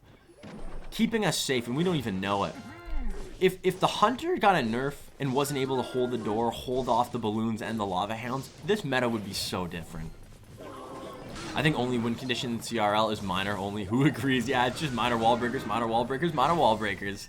Honestly, I'm okay with that. And that's maybe why, maybe JupiterKing was sick of miner wall breakers or just miner in general, because he banned it. He said, no more miner wall breakers. So YUYA has the Electro Giant, a card we saw a lot today, and then we're seeing the Hog Rider, Hog EQ coming out for JupiterKing, a deck similar to Miner Wallbreakers with a lot of outplay potential. A lot of times you don't even have to get the Hog Rider on tower, you can just cycle your Earthquake a lot and deal consistent damage. Most likely an Earthquake gonna come in here. Yeah, Earthquake comes in. Okay. So you would think that he would Earthquake the left tower just because that's a tower that's lower, but what he's doing is switching lanes. He realizes that YUYA wants to go to the left lane. Tornado, big King Tower activation. Oh, this is not looking good. YUYA has a lot of ways to pick up these Hog Riders.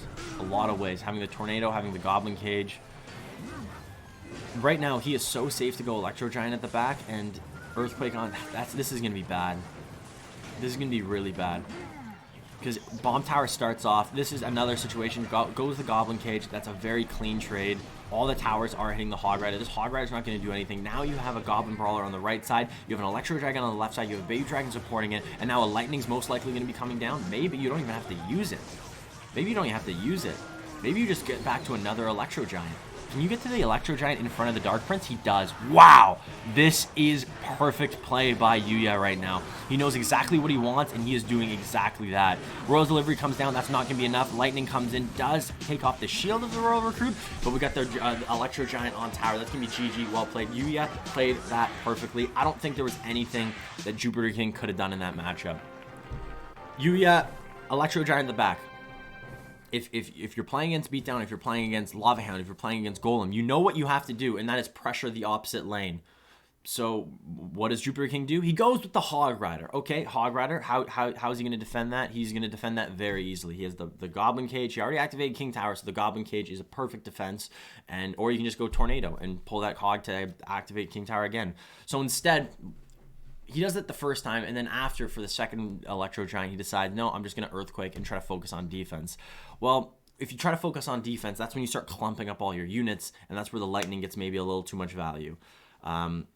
This is bad. It sucks to see that JupiterKing loses that set. Seeing him win the first game, I thought this is maybe where we're going to see JupiterKing break out a little bit, see the JupiterKing we all know, we all love, the JupiterKing we want to see. It doesn't look like we're going to see that right now because JupiterKing is still struggling. And let's check out what happened with that prediction. Choose prediction outcome. It is everybody bet on JupiterKing, but sadly, it's the underdog, YUYA, winning it all, taking it. All right, let's start the next prediction. We got Aurora on top, AUK on top. I'll say Aurora.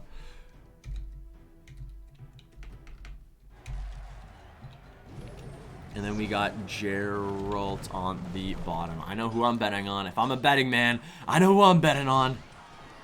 My boy Geralt. I love him. I want to see what he can do. I want to see if he can keep it up. Oof, this has been a lot less diverse deck selection than we saw in Group A. We're seeing a lot of wall breakers. We're seeing surprisingly a decent amount of Mega Knight. So we're seeing Geralt come out with the Hog EQ, and we're seeing Aurora come out with Royal Hogs Mega Knight. A little bit of bait, Zappies, Flying Machine, EQ instead of the Fireball that we saw. Who played the Fireball? It was Geralt. It was Geralt that he played the Fireball when it ended up losing. When will Ruben play? Ruben plays he's playing in Europe, so I don't exactly know. I don't think he played yet. Maybe he plays today. I know Rich Slayton is going to be casting the Europe side of Group B at 4 p.m. Eastern Standard Time, so that will be in 7 hours from now. It's crazy to say 7 hours from now. So yeah, in 7 hours, the Group B will be happening. I don't know if Morton's playing or Ruben's playing today, but he will be playing soon. The Pompeo deck is designed to spam balloons for death damage and balloon drops in Pearly addition to the deck. Pompeo said that on stream multiple times. Oh, really? That's super cool. RG Bestial, thank you so much for the news. That's really cool. That's really cool. Well, I guess when just outside, like if I'm just looking at that deck or any player looks at that deck, you think of a balloon, you gotta get the drop. But that's cool that he's using the card as like almost like a second. He's not using the card how you traditionally use the card, which is cool. And if that's the purpose of it in the deck, it makes sense because that's what you usually see. And especially when you play against players that are really good, and Pompeo is playing at top ladder most of the time, so he's playing against some of the best players in Clash Royale.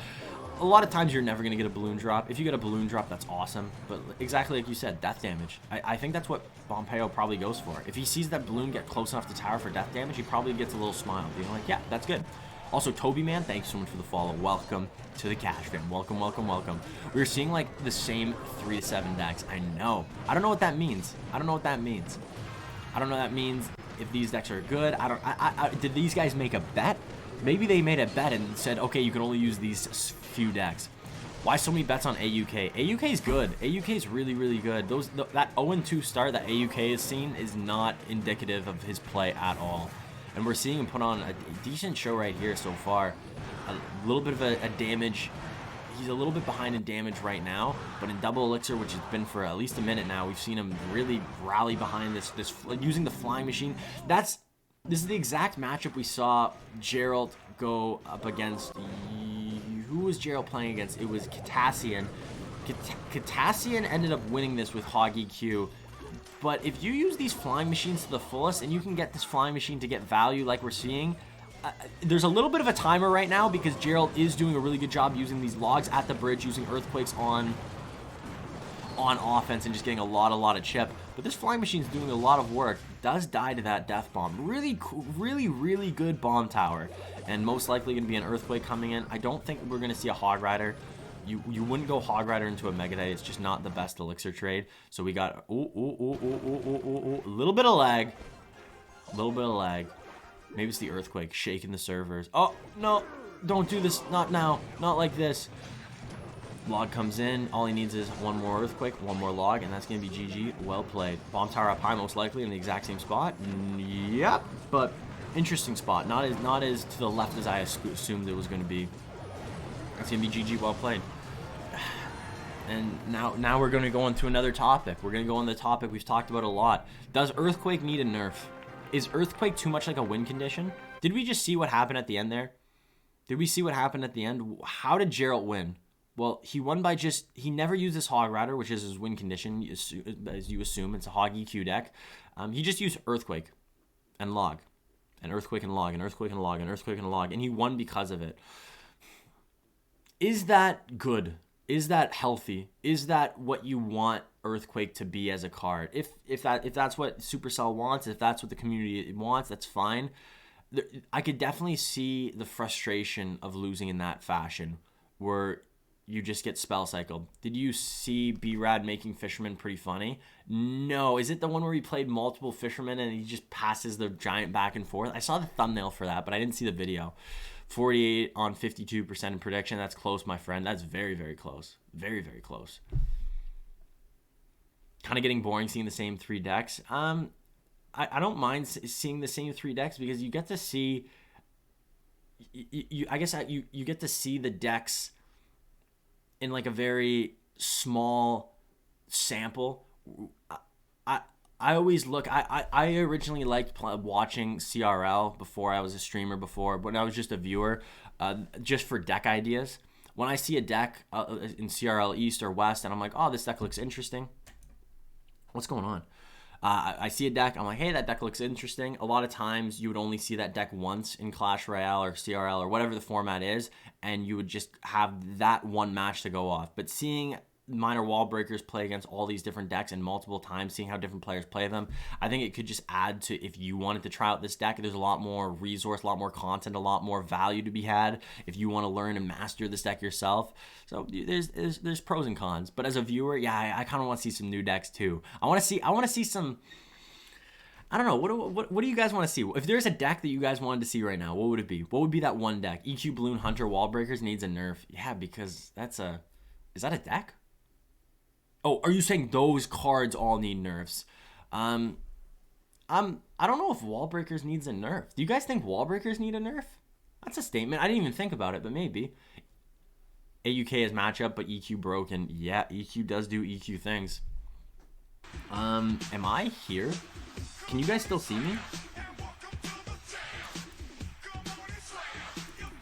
Let me just refresh. Oh, we're back.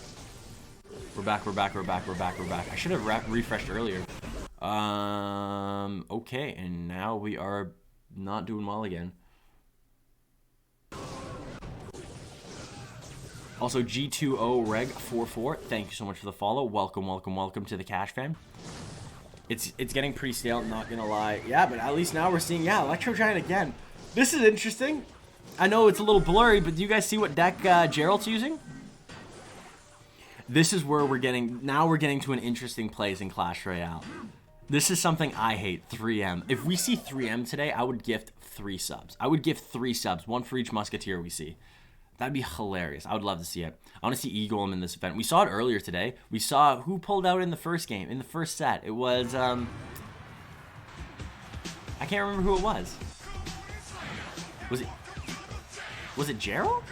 Someone pulled it out. Dandy, thank you so much for the follow. Welcome, welcome, welcome to the Kashman. I think wall breakers are fine too. I don't know how you'd nerf it. So yeah, this is getting into a very scary territory. It's spell cycle. Spell cycle again, line. Oh, line used the E-Golem. You're right. You're right. You're right. You're right. Spell cycle again. Yeah, wait, have we seen spell cycle already? This is a pretty toxic way to lose. There's a lot of ways you can lose in Clash Royale. An Xbow gets a lock, P.E.K.K.A gets on tower, even a balloon gets a drop or two. But losing to spells, something you can't defend, it hurts. It's happened to me once before, and it was the lowest point of my Clash Royale career. We'll see what AUK can do here. If AUK wants to win, I think what he has to do is go Electro Giant at the back. That's perfect. I don't know if he can do this in double elixir. It might have to be triple elixir.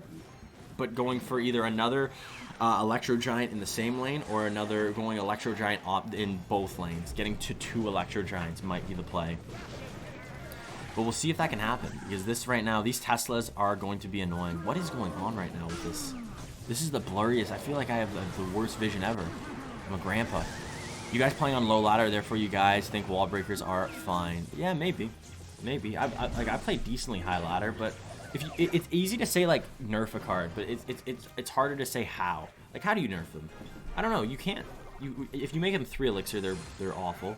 If you change their health, they'd be awful. If you decrease their damage, are they even worth it? I don't know. I think a lot of pro players have just gotten to a place where they're really good at getting wall breakers on power. So is that our duty as players going against the deck? Is that our duty to learn how to defend them better? I don't know. Me, Geralt, respect decreased. What? Yeah, I know, I do. I think my respect for Geralt's kind of gone down a little bit. Using spell cycles pretty bad. Cash, change quality on YouTube. If I change quality higher, it's just gonna break. It looks like it's just this. I don't know what's going on.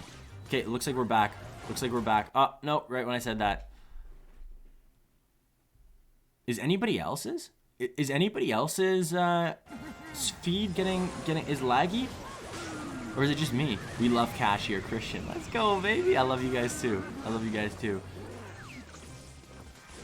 I feel like I've gone blind until I see Cash's face cam. Yeah, I know. If I wasn't here right now, I'd feel like I'm blind as well. So he does go with the double Electro Giant, and this is exactly what you have to do, but the more elixir that AUK has on offense means the more elixir that Geralt has on defense, and the more annoying units, Ice Wizard, Tesla, Valkyries that he can get to. I wish I knew. Rip the feed. Is it the feed? Is it feed or is it me? Your internet? It's mine? I don't think it's mine.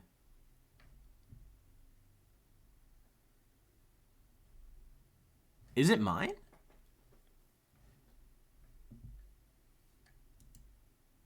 Because like, why? How is it my internet if I'm streaming? I don't think my stream is lagging.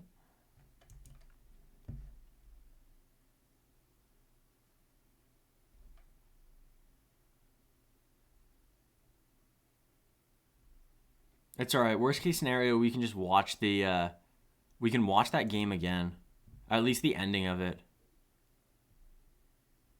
I don't think it's mine. I think it's just the clean feed. I know like we're all getting this clean feed from. Gonna check Bitspings if his is laggy real quick. Yeah, check if his is laggy too. Well, let's just go back a bit. Like, it's really laggy.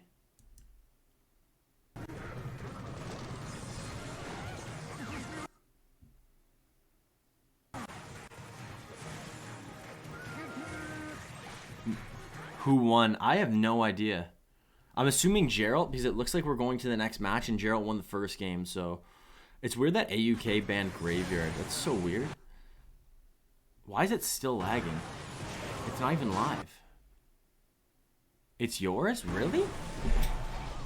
What's going on?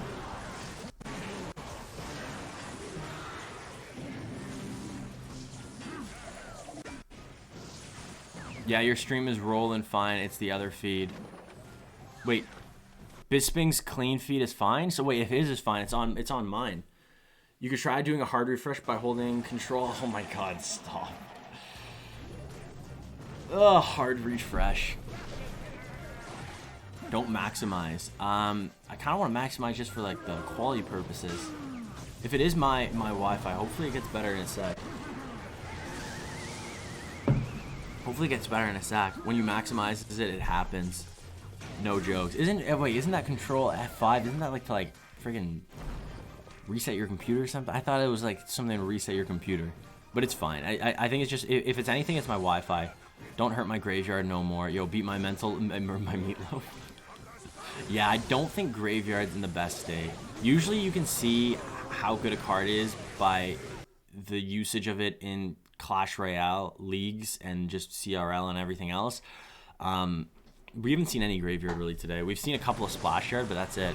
You should try it. Other feeds are fine. Control F3 is refresh. Are we sure Control F3 is refresh? I feel like I'm getting memed. Is it actually refresh? Or F5? Are you memeing? Are you memeing?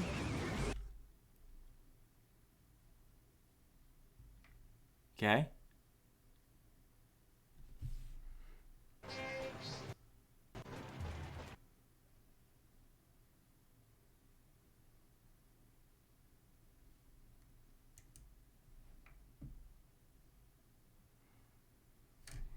This sucks.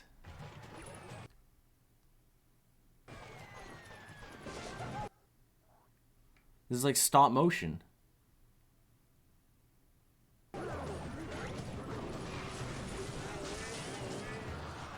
Oh, Geralt lost. I wish I could watch.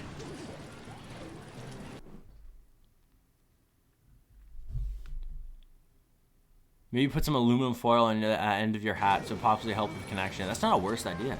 Gotta get the aluminum foil. Gotta get a couple little antennas. Gotta put my maybe I'll throw my Wi-Fi in the microwave to give it a little bit more juice. AUK won. Okay, he won. Good to know. Good to know. Can't guard Jake. Thank you so much for the follow, man. Welcome to the catch room. Happy Monday. I'm trying to figure out what's going on with this feed. Why it's so bad? But I think it's on my side, but I don't know why my Wi-Fi is all of a sudden so bad.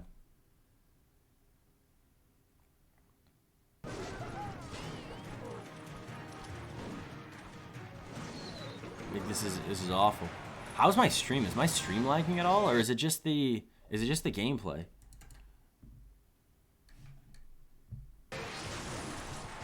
Okay, give me 1 second.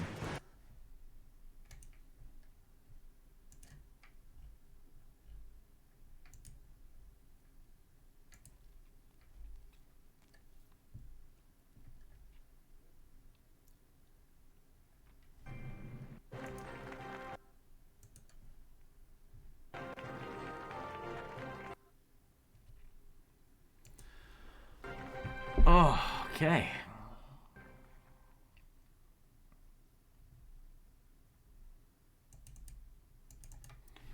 This is super annoying. Just the gameplay is laggy. It is okay. Try big screen stream and see if that lags.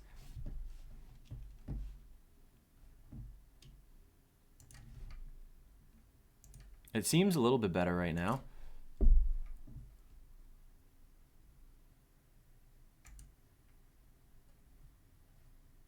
Xbow Master, Jupiter 02 y Aurora 03. Perfect. Good choice. Oh, perfectly good for an ad. That's so weird. It's perfect on...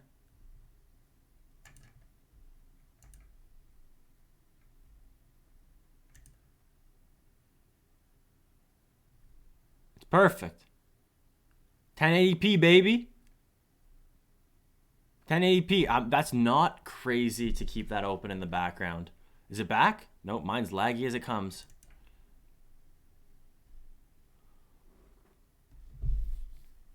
Hey Cash, early streams for you. I can't catch you. Been a while. Came and Keith. Yo, what's up? How's it going? What's up?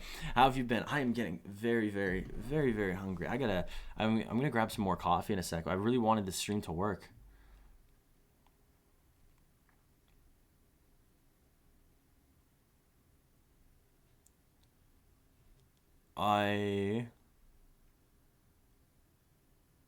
Okay, that seems a little bit better. At least we're getting the quality jump a bit. It doesn't seem to be lagging. It doesn't seem to be lagging. I think we're back, baby. Mapiel. Oh, the quality is just awful. I might have to throw on Bisping stream. It's just not working.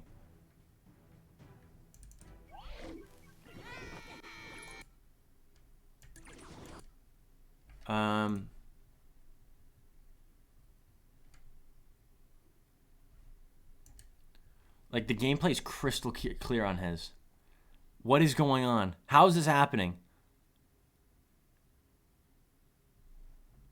Now I'm streaming with Bisping.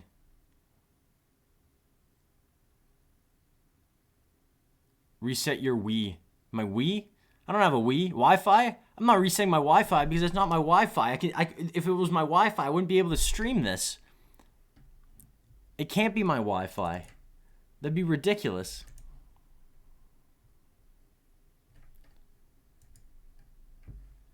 Like, this is awful.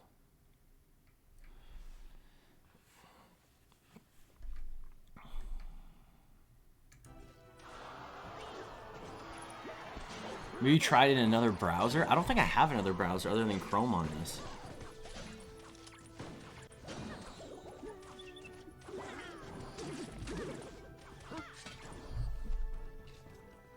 Geralt won? Yeah, Geralt did win. Geralt ended up did end up pulling it off. And it did go to game 3. Okay, other than the quality being bad, at least it's not lagging.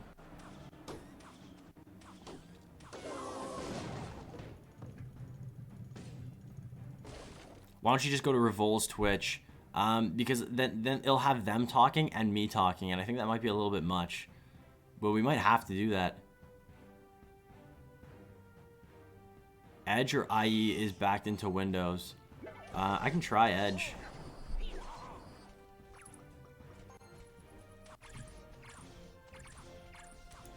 Like, if I just did 7, it would just lag, right?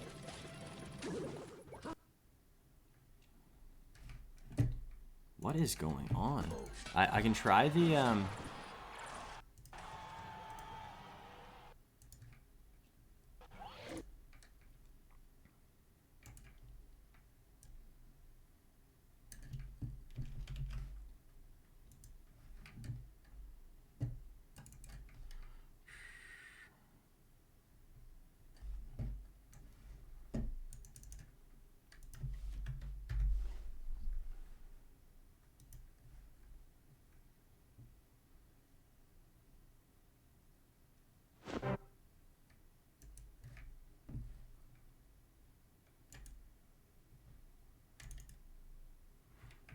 I don't get it. This is now Edge. Close YouTube, then open it. Maybe that will work. This is on a different. This is on Edge now. Now I'm not even on. Now I'm on a different browser, and it's still not working.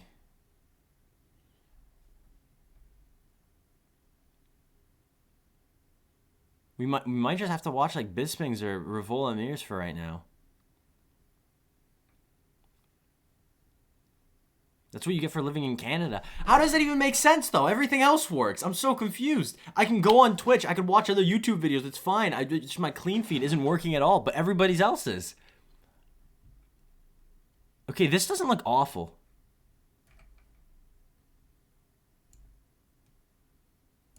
Okay, this looks pretty awful. It's 480p. This looks pretty awful. Now it's lagging. Oh my gosh. I'm so lucky my group's on Monday the 18th, and that's the MLK day, so no school. The other day I have to try to go to the bathroom during class to play or something. Really? You're going to have to play at school? That's going to be awful. Awful. Make sure no other videos are opening. This could be taxing your video card. It's not. I don't think it's my video card. Like, I have nothing open other than Chrome and now Edge as well. But like all my CPU's running at 30%, memory's running at 80%.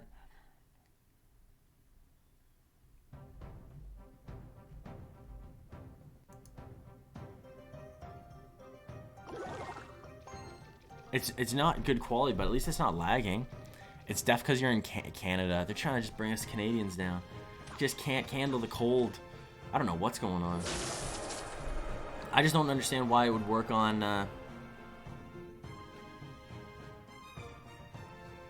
I just don't understand why it works on everybody else's. That's it, I'm going to sleep, yo, Biggie Diggy. Yo, sleep tight. Sleep tight.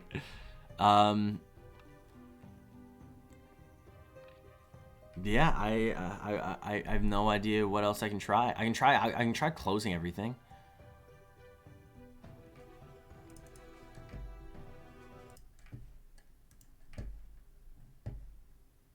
Because this clean feed's pretty much the same, so I'm gonna just get rid of this.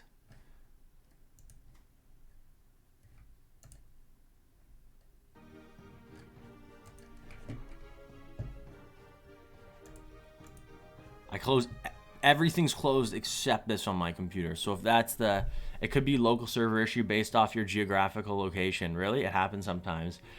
That sounds interesting. That sounds good enough. That could be a thing. You might be getting throttled. Try other videos on YouTube.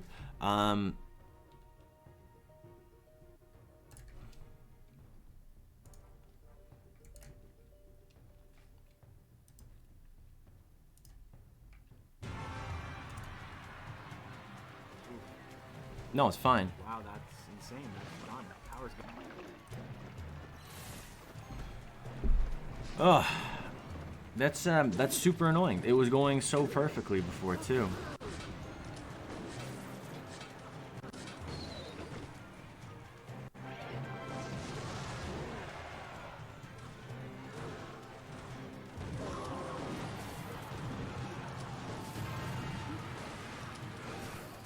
Like the quality's awful. This is like 20p.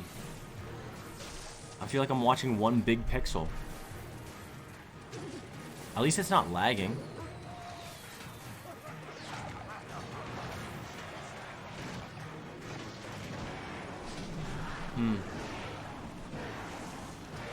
Crank it up a little bit. Instead of 200, can we get to 360? Okay. Okay, no lag. More juice. 480. Okay. Okay. Let's go. Let's give it a little more juice. 720, baby. We're making it. All the maximum overdrive? Question mark. We back. Let's go. And prediction? Who won again?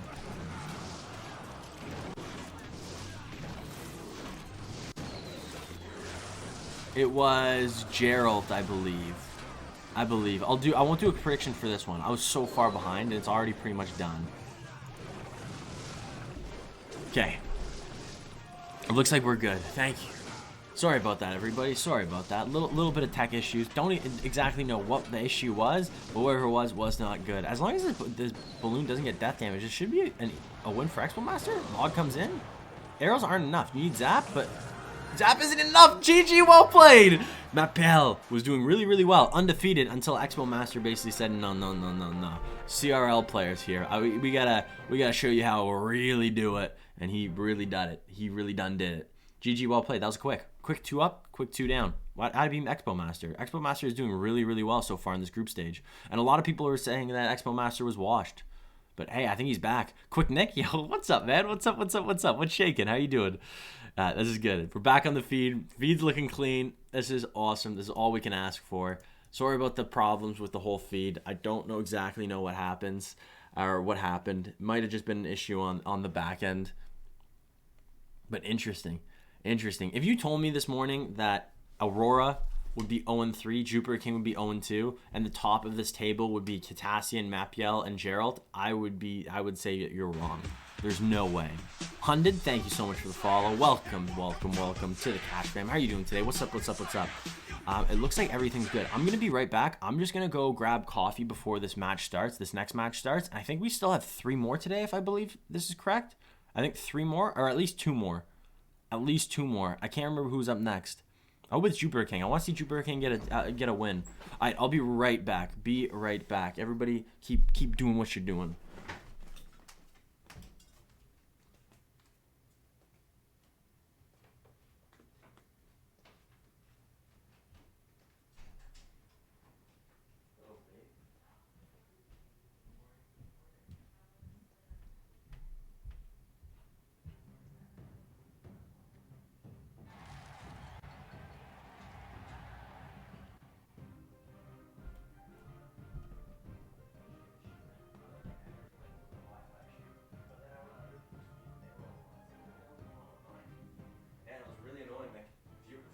dropped a ton. Like, it was really shitty.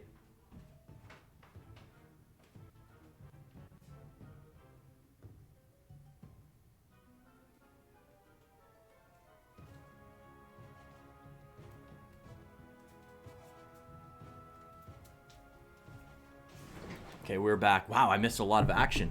So up next we got Jupiter in line. I'm excited. I just want to see Jupiter win a game. I think Jupiter has it. I think Jupiter has it in him. I just need to see him win one. Just win one. Just get one match under your belt. One win. Get that momentum and just get a couple of wins after that. So we got Kitassyan coming out with Lava. Most likely, we've seen a lot of Lava Miner. Lava Miner is a little bit more consistent. A little bit more consistent than the Lava Loon or just Lava Miner Loon decks. YUYA looks like he's going with either. It's going to be probably RG. Is there any other deck that could go Giant Skeleton? I have seen a couple of people use Royal Hogs instead of RG in this deck on ladder, but I don't know why you'd make that change in this situation. So this is going to be a big push. Miner coming at the back. No, going to the front. Hunter up high too. Fireball going to help clean up all the rest. Arrows come in. Make sure this is going to be some decent damage. Does he have anything else to deal with his Inferno Dragon? Inferno Dragon gets the lock, heats up a bit, and this tower is going to go down pretty low. 833 left, one push. Kitassyan is really showing his stuff today. Well, to be fair, in Asia, we've seen a pretty wide deck pool. EU, on the other hand, it's sad and depressing. Why? What's the EU side? I ended up missing the stream just because I cast it in the morning. I ended up taking a nap, and that was when the EU was happening. Rich Sladen was streaming that. I didn't see what the deck pool was. It's weird because if we were talking about the deck pool in the Bren Chong Cup as of Saturday, I would say it's the most diverse meta we've ever seen in my life. But after seeing today, it seems like there's probably 6 or 7 decks that we've seen today. It's pretty much been minor wall breakers everywhere, a little bit of Lava Hound, a little bit of RG, a little bit of Balloon, but pretty much all minor wall breakers. No Graveyard. We've seen a couple of Mortar decks, but not super diverse, at least not as diverse as we saw on Saturday. Kako TV, thank you so much for the follow. Welcome, welcome, welcome to the Cash fam. It's I like what Kitassyan's doing. He's doing a really good job dealing with these hunters and making sure that YUYA doesn't have a counter push, a big counter push at least. Except now, this is relatively big. One Zappy's still alive, one Hunter's alive. Royal Giant gets a ton of shots, and just like that, this game's got a lot closer. Kitassyan does go Lava Hound at the back, doesn't have to worry about a Royal Giant at the bridge as of right now. And as long as he can deal with it, as long as he doesn't lose tower here, he should be okay. Inferno Dragon up high, hopefully to catch a Royal Giant or so. But now the Zappies have locked on to the Inferno Dragon, making it pretty obsolete. Fireball coming in for the barbs. One barb is still alive. It looks like the Royal Giant is going to get killed by the Inferno Dragon. But look at the Lava Hound. It's already dead. The Lava Hound's already dead. Miner goes behind the Hunter. Arrows comes in as well to help out. Electro Spirit up high. Is this going to be enough to take the tower? Skeleton Dragon locked on, Pups locked on. That's going to be GG. Well played. Kitassyan takes game number 1 against YUYA. Well played. Well played. Yeah, we got 2 to 3 decks controlling the EU region. Which decks are they? Is it the same? Is it Minor Wall Breakers, Lava Miner? I'm trying to think what else would be popular. Is it great? Did you guys see any Graveyard in the EU side? Because I didn't see it. Bren Chong Cup, baby. Bren Chong Cup. Really, really well played. Really, really well played. It's... I guess, is it bad? I know a lot of people like it. I like diverse meta as a viewer state just because you get to see more decks, you get to see more cards. Like Clash Royale has 100. Clash Royale has 120 or no 102 cards, 103, 102, 102 cards in the game, and you'd love to see a lot of them. I don't think we're seeing the full potential of all the cards. And is there something to be said if you pulled off a totally off meta deck, is that too much risk for not enough reward? Because in ladder, if you played a deck that you've never played up against before, there's a little bit of a surprise factor. You've never played against it before, so you don't know how to defend it. But at the same time, maybe you don't feel super confident with it, and maybe you'll make mistakes, or maybe it's just a bad deck because it's not meta. If it was good, then other people would be playing it. It's hard to say. So, like, I guess it might be just too risky for any of these players where every game is so crucial. Every game is so important to go for that off meta deck, to do that big punch, that big surprise shot. We haven't seen it yet, but you know what? We might see it. We might see it eventually. Kitassyan at the bottom. One more win for Kitassyan. Again, Kitassyan is going to be going undefeated today so far. That's awesome. That is really, really just shows anybody in CRL can really prove their stuff. Because I know JupiterKing was a big favorite. I know Xbow Master was a big favorite. But if you said Mapiel and Kitassyan was going to be number 1 and number 2 in this group stage at the end of today, I don't think I would believe you. And Kitassyan's just running it back, going with Lava Miner again. YUYA is going to go with the Lumber Loon Royal Recruits. And this seems like a really good matchup. A really, really good matchup. So YUYA is going to have the Electro Spirit, which is going to be just nice to help deal with these Lava Pups. But he also has the Inferno Dragon to deal with the Lava Hound. And he also has the Archers to help clean up. But YUYA takes the tower on the right side, but in the process loses the left tower. Gets the Miner in front of the Flying Machine. That's going to be GG. At least for that left side tower. Yikes. This doesn't seem like a situation where... This seems really good for Kitassyan. And I thought this was a good matchup for YUYA. But this might change in a 2-tower situation. What do we think? Who's in number 1 right now? Number 1's Kitassyan, and it's by a pretty solid mile. If he can somehow pull this one out, this is not looking good. Hey, what's up, Kashman? How's it going? Happy Monday to my man. Happy Monday to you as well. How are you doing today? Cheers, little Chewbacca. Cheers. So arrows to get a little bit of chip damage on the towers and take out the archers. Both players playing this really, really slow. I wonder if Kitassyan can't really go Lava Hound at the back, because if he does, then you know there's gonna be a lumberjack. You know there's gonna be a balloon coming at you, and I just don't think I don't think he wants to even just one balloon shot. I don't think he wants to risk that. It's not worth it. So he's going Lava Hound at the back. Now that Lumberjack isn't in the hand of YUYA, it's a little safer to go Lava Hound at the back. Going Flying Machine to focus on the Royal Recruits on the left side. Probably going to go for maybe an Inferno Dragon on the Inferno Dragon of his opponent. No, goes with the Barbarians up high. Lumberjack does come down, but it's going to be distracted by the Barbs. If he just goes Inferno Dragon for the Balloon, this should be a really clean defense, and we'll see what happens. Ooh, and just when I say that, does get a Balloon drop. Arrows come in for the Archers. A pretty solid push coming out for Kitassyan, but we'll see what happens. Does he go for the Miner? Nope, he's gonna just reset. This is interesting. I like how Kitassyan's playing this. Very slow, very methodical, taking his time, making sure he can just defend. It doesn't get any balloon, well, other than that one balloon shot. Trying to not get those balloon shots on tower. Inferno Dragon gets a little bit of damage, and now he's gonna go with the Lava Hound in front of the Flying Machine. Flying Machine's kind of doing its own thing though, going a little bit in front of the Lava Hound. We'll see what happens. We'll see what happens here, because this is going to be an interesting... When's he going to go for the Miner? So he's going in now, going a little low with the Miner. Lava Pups do get dealt with really cleanly by the Inferno Dragon, the Princess Tower, but especially that Electro Spirit. Arrows always, every single time Kitassyan sees those archers, he's always arrowing them. And I think that's what you got to do. It's just one less card that you have to worry about, and it's one less air card. What else are you going to use the arrows on? You could use them on the Royal Recruits, you could use them on the Electro Spirit prediction, but at the end of the day, I think those archers are perfect target for those every single time. And really good job using these barbs to distract these Inferno Dragons every single time. Most likely arrows are going to come out again for Kitassyan every single time. Archers, bye-bye. Arrows are coming in.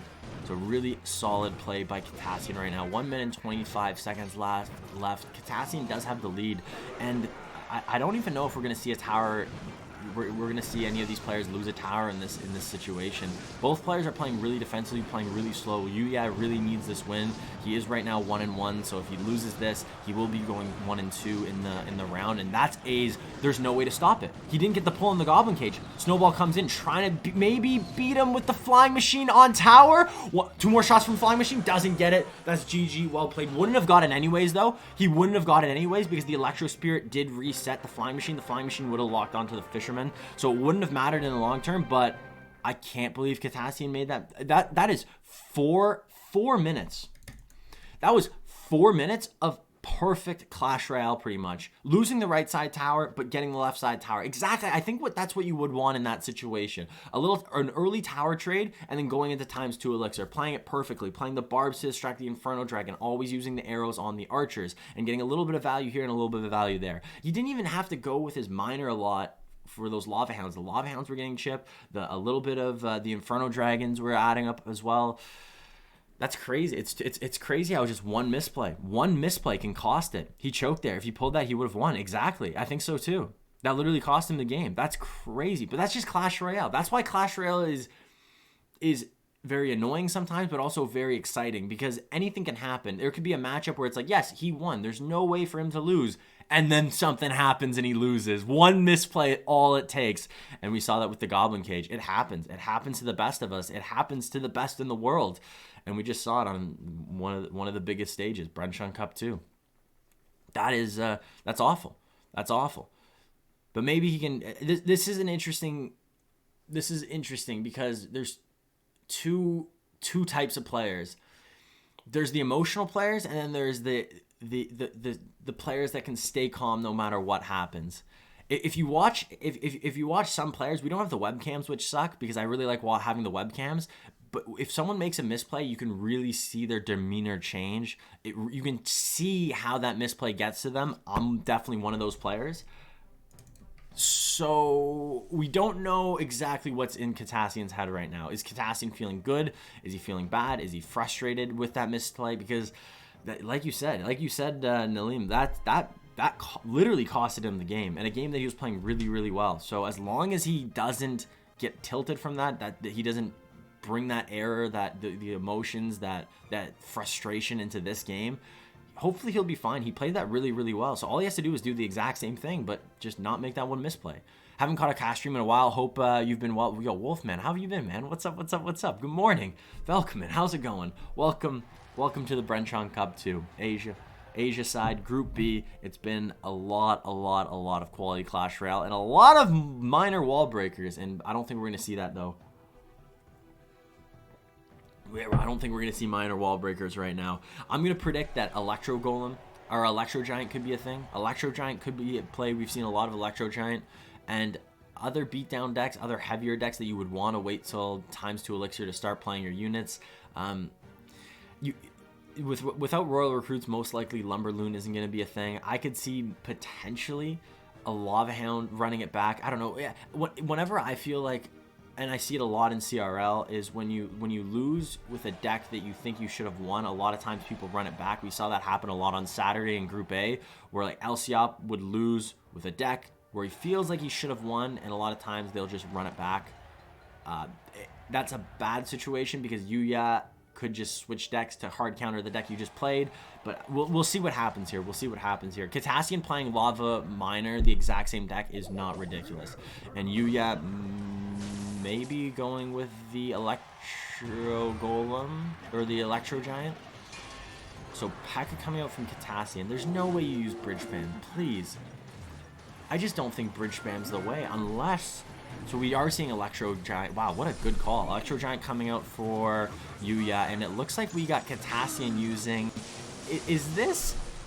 Are we really seeing this? Well, shout out to Anaban, because we're seeing Anaban's deck live right now. It sucks that you play P.E.K.K.A at the back and the Electro Giant comes down opposite lane. It looks like that's probably going to be GG well played. One push is all it takes, and one Electro Giant on tower deals a lot of damage. And sadly, he wasn't able to do much with that P.E.K.K.A. Really easy defense on the left side for YUYA, and I think YUYA is going to take this. Maybe a little bit of, not nerves, maybe a little bit of frustration coming in from Kitassyan. No, don't do this. Thank you. Oh, I thought the stream was going to lag. That would have been awful. Goblin Cage, no pull. That literally cost him the game. Yeah, that was awful. I read that twice now. Annie P, yo, what's up, man? What's up? How you doing today? The more I watch pros, the more I realize why I'm a 6K ladder player at Game & Keep. I agree. I totally agree. And whenever I think like, oh, I'm a really good Clash Royale player, I see these players play, and it's like, ooh, yeah, there's still a pretty good gap. I'm gonna lower this just to not 1080. I'm just gonna go to 720. Maybe that'll help with the whole lag.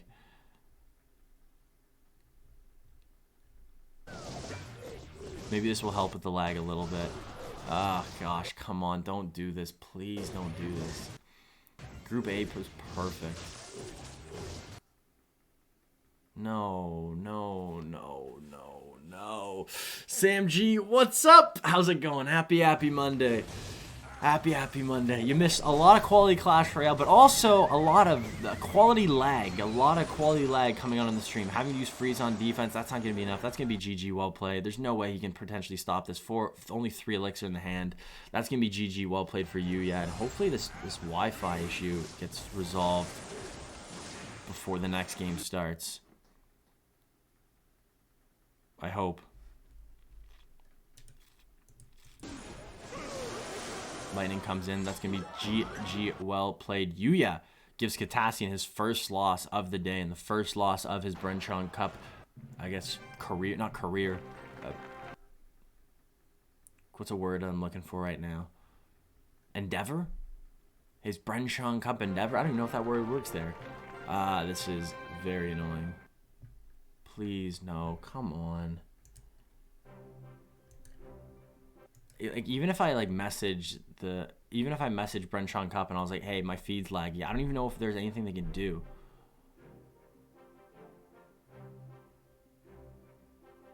I don't even know if there's anything they could do to fix this. Okay, it seems a little bit better now. As long as it doesn't lag too long, that should be fine.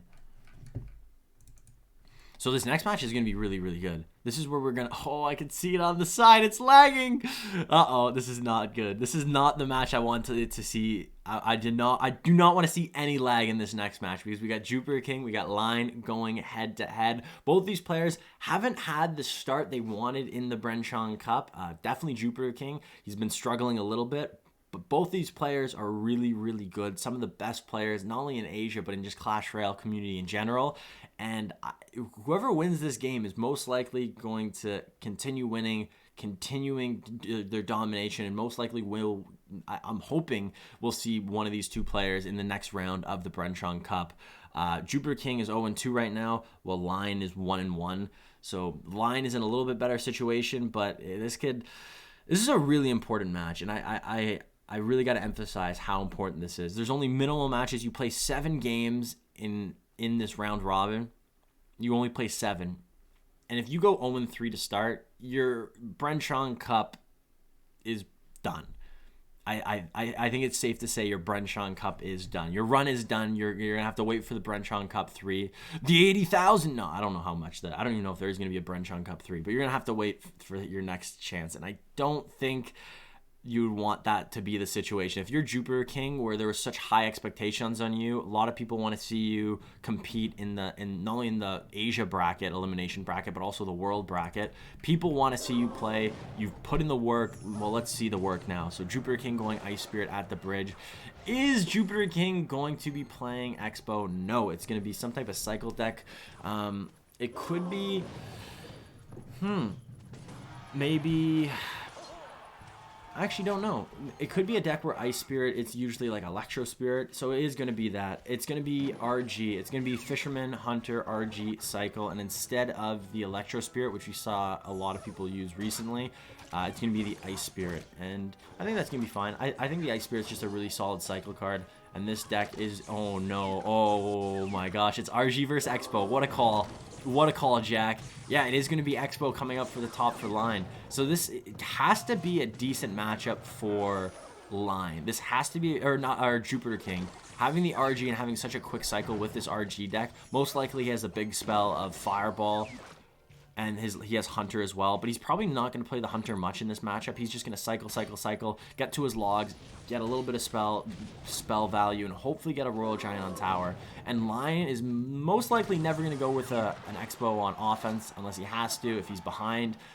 Most of his damage is going to come from spells. It's going to come from these fireballs. It's going to come from the logs. And right now, Line is playing this pretty much perfectly, getting a decent amount of damage on the right side, winning the spell cycle race. And if if he keeps this up, he's going to win.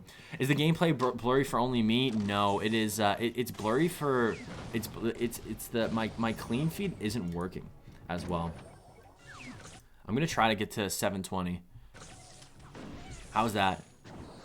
Lag? Please no lag. Please no lag. This is awesome. This is awesome. 2 decks that we haven't seen today. Battling it out. This is good. Because I'm a little sick of Minor Wall Breakers. Minor Wall Breakers has been everywhere. Dark Goblin Cycle or Royal Giant. Dark Goblin Cycle. That's not a deck. Are you doing Asia right now? Yes, this is Asia. Bren Chong Cup, round robin, group. What? What a tease. What a tease. We all thought, everybody watching this right now, I guaranteed, thought Line was playing one deck, and one deck only, Xbow, 3.0 Xbow cycle, but it's Royal Giant, decides to do the change, and it's Royal Giant. Interesting. So we got 3.0 Royal Giant versus JupiterKing's Giant cycle. I still really like Line. I think Line has this game in the bag. If you look at Line has the Tesla to catch the Royal Giant every single time, where JupiterKing only has the Fisherman, and with the Fisherman it's hard because if you try to use the Fisherman up high to pull the Royal Giant almost into the opposite lane, you can't really do that consistently because your opponent will most likely play a unit. It'll distract the Fisherman, and that would just be really, really bad. Right now, really not the largest lead by line, but a couple more Royal Giants, and this should be Line's game to win. That is hilarious. 1000% just baited. I really got baited. I really, really got baited. Wait, my sub ran out. Your local fanboy. No! R.I.P. R.I.P. to the sub. The cash sub OP. So decent sized push. Line going to probably not go with anything here. Just focus on defense. It's weird that Line isn't going in for any Royal Giants. There's two things. So maybe Line is just waiting for that perfect moment to strike, or he knows that he can probably just win off spells. So as long as, if you think about it, if JupiterKing can't get a Royal Giant shot, and every time JupiterKing uses a log, if he matches his log and they keep this damage equal, well, technically Line will win. So in this situation, because he has the lead, he technically can just play perfect defense with these Royal Giants, and every time the log comes in, JupiterKing uses the log, Line will also use the log. And if JupiterKing uses a fireball, most likely we'll see Line use the fireball as well. It's a very methodical way, a mathematical way to win this game, but it's easily possible, except if he's bats on tower. If he's bats on tower, that changes everything. Nope, it's gonna be probably GG. So fireball does come in, most likely Line uses fireball as well. It's a very basic way to look at it, because technically he can defend, and he can defend all these Royal Giants perfectly, which we're seeing right now. And if you have the lead, and if nothing can touch the tower, as long as you keep your cycle up with your opponent, which you easily can, both these decks cycle very, very quickly, log for log, fireball for fireball, and that is going to be...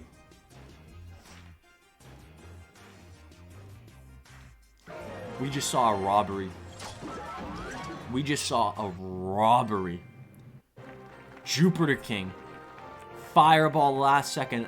I'm assuming Line had fireball in his hand, but was maybe one elixir away. One elixir away from getting that fireball out. Doesn't get the fireball out. JupiterKing does get the fireball out. Jupiter gets the win, and now maybe this is where we see JupiterKing get a couple of wins. Wins the set. Gets a couple of wins. Gets that confidence back. It becomes the JupiterKing we know and love. Because that's a great game. That's a great start.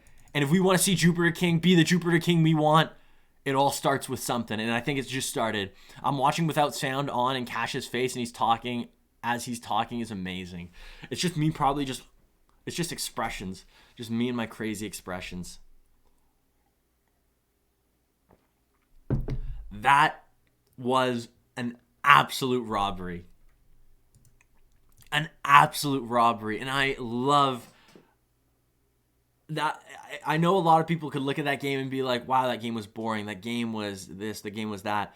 That game was probably my favorite game of the day. Just having the deck selection they did, thinking it was a certain deck, and then saying, say psych right now. No, I'm actually playing Royal Giant. I'm not playing Xbow, I'm playing Royal Giant. And then, well, I'll clip it. Well, you'll clip what? The ending? Oh, the ending was amazing.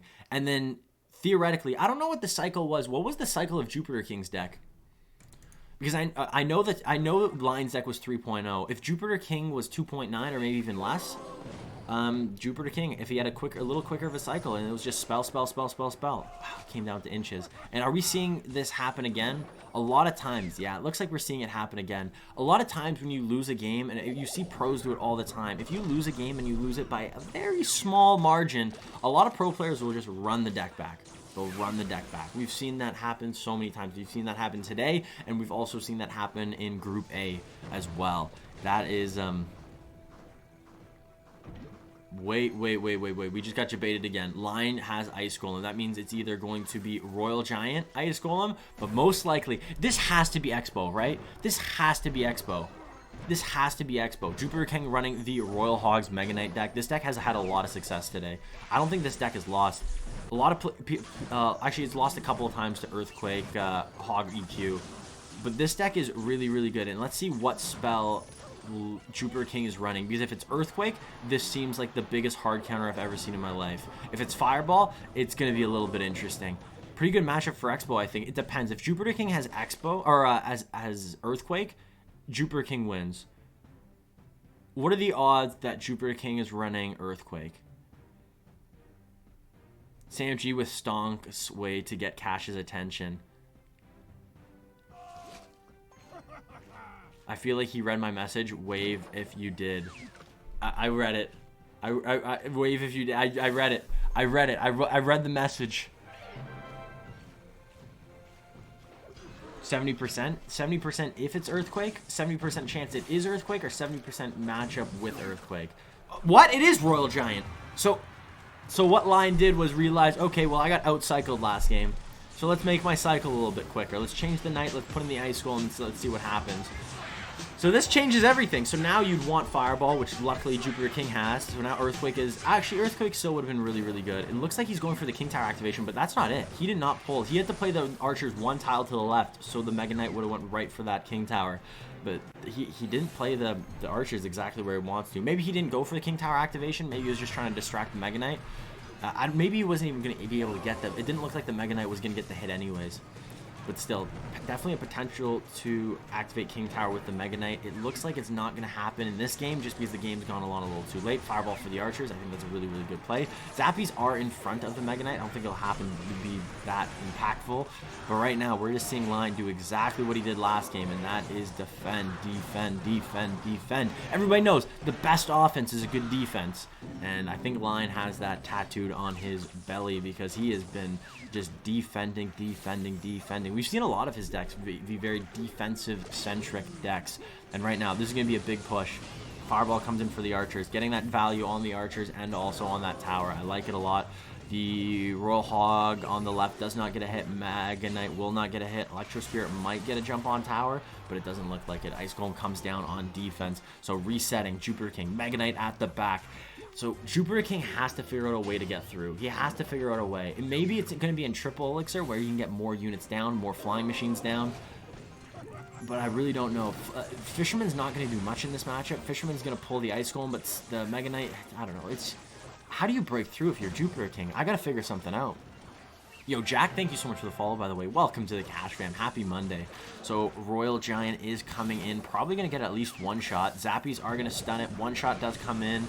And let's see if this is the counter push JupiterKing was looking for. The Tesla just does such a good job at dealing with these Mega Knights. The Mega Knight is already dead, and that Tesla is still alive. But not only that, Line is back to another Tesla. Oh, just when you think you got rid of one Tesla, it's back. It's like a bad rash. So Ice Spirit and Skeletons to distract the Flying Machine. Very efficient use of these cheap elixir cards. And I think this is Line's game.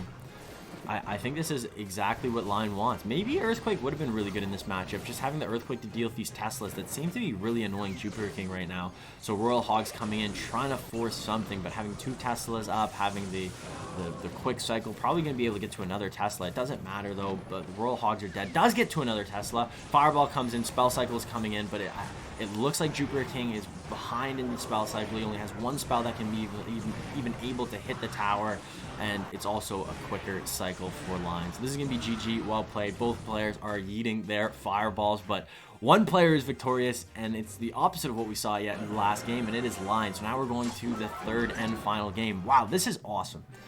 This is awesome. I was excited for this matchup, and the excitement was totally verified with these past two matches. Very, very interesting gameplay. Very, very intricate defensive plan by Lion. Lion's playing it really, really slow, and I wouldn't be surprised if Lion plays that deck again, because why wouldn't you? If you play the first match and you lose and you feel like you got robbed, and you play the second match and you win, why not play the same deck again? If you play the same deck again, JupiterKing probably doesn't expect you to play the same deck. Right? Good games, Wolfman. Great games. This is awesome. This is awesome. Totally worth waking up at 6 in the morning for these. KXPRIIBS. What's up? Good morning, good morning, good morning. Happy Monday. Happy Bren Chong Cup day. Hope you're having a great day. Who's this commentator guy? Who, me or Revolamir? He's the Spanish guy. I should be doing this between the streams. But sometimes Revolamir shows the standings, and I think that's really good to show you guys. There's standings that he shows, and sometimes it shows little things about the players. I'm back. Rich Not Found. I'm back. Welcome back. How are you doing today? What's up? What's up? What's up? Yeah, it's funny that octopus emoji that you just put in chat, I didn't realize that was a dabbing octopus my entire life. I always thought that was just an octopus. And then someone told me I was dabbing it. Now I can't unsee it. All right, going into that third and final game, we got Line on the top, JupiterKing on the bottom. One will win, one will lose, and one will sing the blues. And I'm calling it. What? That was Aurora and Mapiel, I think, playing.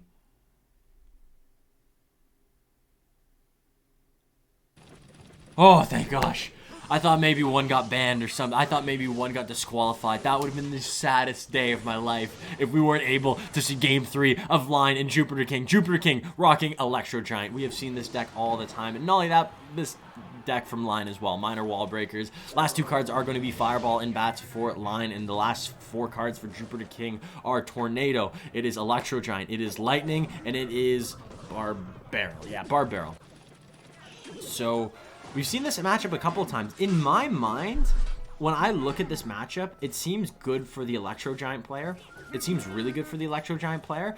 But other people said that isn't the case. Other people say that Golem's a better matchup, Lava Hound's a better matchup, Lava Loon's a better matchup. I don't know. We'll see what happens. If anybody can win against the Wall Breakers, it is JupiterKing, and it is with this Electro Giant. But what you have to do is you got to wait till double elixir. Double, especially triple elixir, Electro Giant player wins 100%. And right now, JupiterKing's off to a really good start, minimizing damage on both sides, only having 2,003, only dealing pretty much nothing, somehow winning in single elixir with this deck. And that's exactly what you want to do. It's cool. This deck is really, really good that JupiterKing's running. It's because it has a lot of defensive and really good defensive cards, but they also utilize in many different ways. You can use the Tornado on the Wall Breakers. You can use the Tornado to activate King Tower with the Miner. You can use Tornado to deal with the Spear Goblins and the Bats.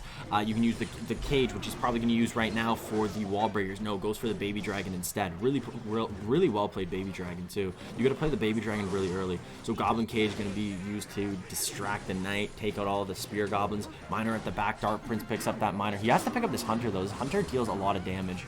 And Ice Wizard, maybe a little bit of an overcommit having to use the Ice Wizard and the Barbarrel on the left side, but mitigating that damage is crucial because all the JupiterKing has to do right now is get to get the triple elixir for sure, and that's 1 minute and 20 seconds away. And if he gets there, I think that's going to be GG well played. All he has to do is go Electro Giant at the back, and if a Wall Breaker push comes in, you'll just have to play a Goblin Cage and most likely a Tornado for the Bats and Spear Goblins. So Electro Giant going already for the Electro Giant. He was playing so well where I thought maybe just wait till triple elixir to go Electro Giant. But you know what? He felt comfortable. He has a little bit of a supportive push with the Baby Dragon and the Dark Prince. And just in case Line plays too many units, the Hunter, the Bomb... Wait. Line doesn't have the Bomb Tower. This is GG well played. Unless JupiterKing makes a really big mistake, all JupiterKing has to do is go Electro Giant at the back and Lightning the Hunter. Unless Line can get the multiple Hunters, I think this is JupiterKing's to win. I think this is his to win. If Line's Fireball missed and Jupiter cycle Fireball earlier in the end, that would have been amazing. That would have been crazy. If JupiterKing could have stole that game again, that would have been wild. Do you get paid for casting this? No, I'm just doing this for fun. I was just doing this one for fun. They asked me to do the Bren Chong Cup. I was probably going to watch the Bren Chong Cup. I was going to watch the Bren Chong Cup anyways. So the fact that I was able to, there it is. Lightning comes in, doesn't even go for the tower, goes for the Hunter, goes for the Miner. But most likely we're going to see Line get to another Hunter, which is his next card. Hunter does come down, and the Electro Giant doesn't get anything. Interesting. So maybe I was looking at it a little bit too simplistic. I was looking at this matchup as, no tower for the Electro Giant. Hunter gets Lightning, but I forgot that you can get to multiple Lightning or multiple Hunters with how quick this deck cycles. There's no bats in it, it's skeletons instead, so it even just enhances the cyclability of Line's deck. Electro Giant finally gets on, late Lightning coming in, and just like that, JupiterKing is in the lead. 30 seconds left, Miner on the left side, activate King, well, it's already activated, but hold Miner to King Tower, Goblin Cage for the Wall Breakers up high. Now the Goblin Brawler is going to help on the right side, which is exactly what you want. Most likely Electro Giant at the bridge. Yes, Electro Giant at the bridge, trying to get as much damage as possible. Miner is just going to get annoyed. You need to go for the Lightning as soon as possible, mitigate as much damage as possible. Lightning does come in. He needs this Electro Giant to get at least a little bit of damage. No, it doesn't matter. It is going to be GG, well played. JupiterKing is going to win this game, takes the right side tower, and takes the game, takes the set, takes a win in this. That's JupiterKing's first win of the day. And if you told me that was after it would take 3 games for JupiterKing to get a win, I would tell you you're crazy. Awesome to see JupiterKing win. It sucks to see that Line is the person behind him, but maybe this is it. Guys, maybe this is where we see JupiterKing start getting those wheels turning, playing like the JupiterKing we want to see. JupiterKing's a great player. A lot of people think he's one of the best players, at least before CRL World Finals. A lot of people looked at JupiterKing as being a top 5 player at least, and he didn't show it in Worlds. He didn't really show it at the beginning of today, but man, I think this is it. This is a new JupiterKing. How is the wins and fails video doing? I feel like it would do very well. Sam G, I thought it was going to do really well as well, the wins and fails video, but it did. It's the worst video I've posted like view-wise in a long time. So I don't know. I'm probably still going to post those videos. I think quality-wise, I just like the videos. I think they're really fun videos, so I'm going to keep doing them. But the next video I'm going to make is most likely a best deck for Arena 1 to Arena 3 video. And it's just for like, I think those videos always have really good search engine optimizations where a lot of people search them up and then just build the whole viewership and everything. And I think those are important. Check my YouTube channel, $1. Come on, why are you doing that? Why are you doing that here? That's not how you build a brand, build an audience. Wow, I wasn't expecting that. Yeah, the video was awesome. Yeah, I like the video a lot. I'm gonna say goodnight, Sir Cash. Yo, Timmy Tiger, catch you later, man. Catch you later. Have a great night. And another Electro Giant, too. This is awesome. It's cool to see a card released so recently, which was 2 months ago, being the Electro Giant, go from the worst card into the game, and then after one balance change, being probably the perfect spot where it's playable. You see it in CRL, but it's not in every deck. It's not broken. Really, really good job to Clash Royale, Supercell, for balancing the Electro Giant. I think a lot of people notice the bad balance changes. People think about the Executioner. People think about, I don't know, any bad balance change. There's a decent amount, but a lot of people don't talk about the good balance changes, and I think that's probably one of the better ones. Just one balance change to the Electro Giant, and it goes from being the worst card to viable in competitive play. And not only that, but a solid deck. We're seeing it right now. We're seeing this tower go down because of the Electro Giant. GG, well played, Electro Giant. OP? Question mark? Electro Giant need nerf? UK wins this, yeah, and I agree. You can't if you don't have a tower to pull the Electro Giant in, you lose. You lose. You're done. You can't. The Electro Giant will deal with all your supporting units. It'll get on tower. It's so annoying to deal with. And people figured out, wait, so what hard counters the Electro Giant? It's towers. Okay, so Bomb Tower, the Inferno, whatever it is.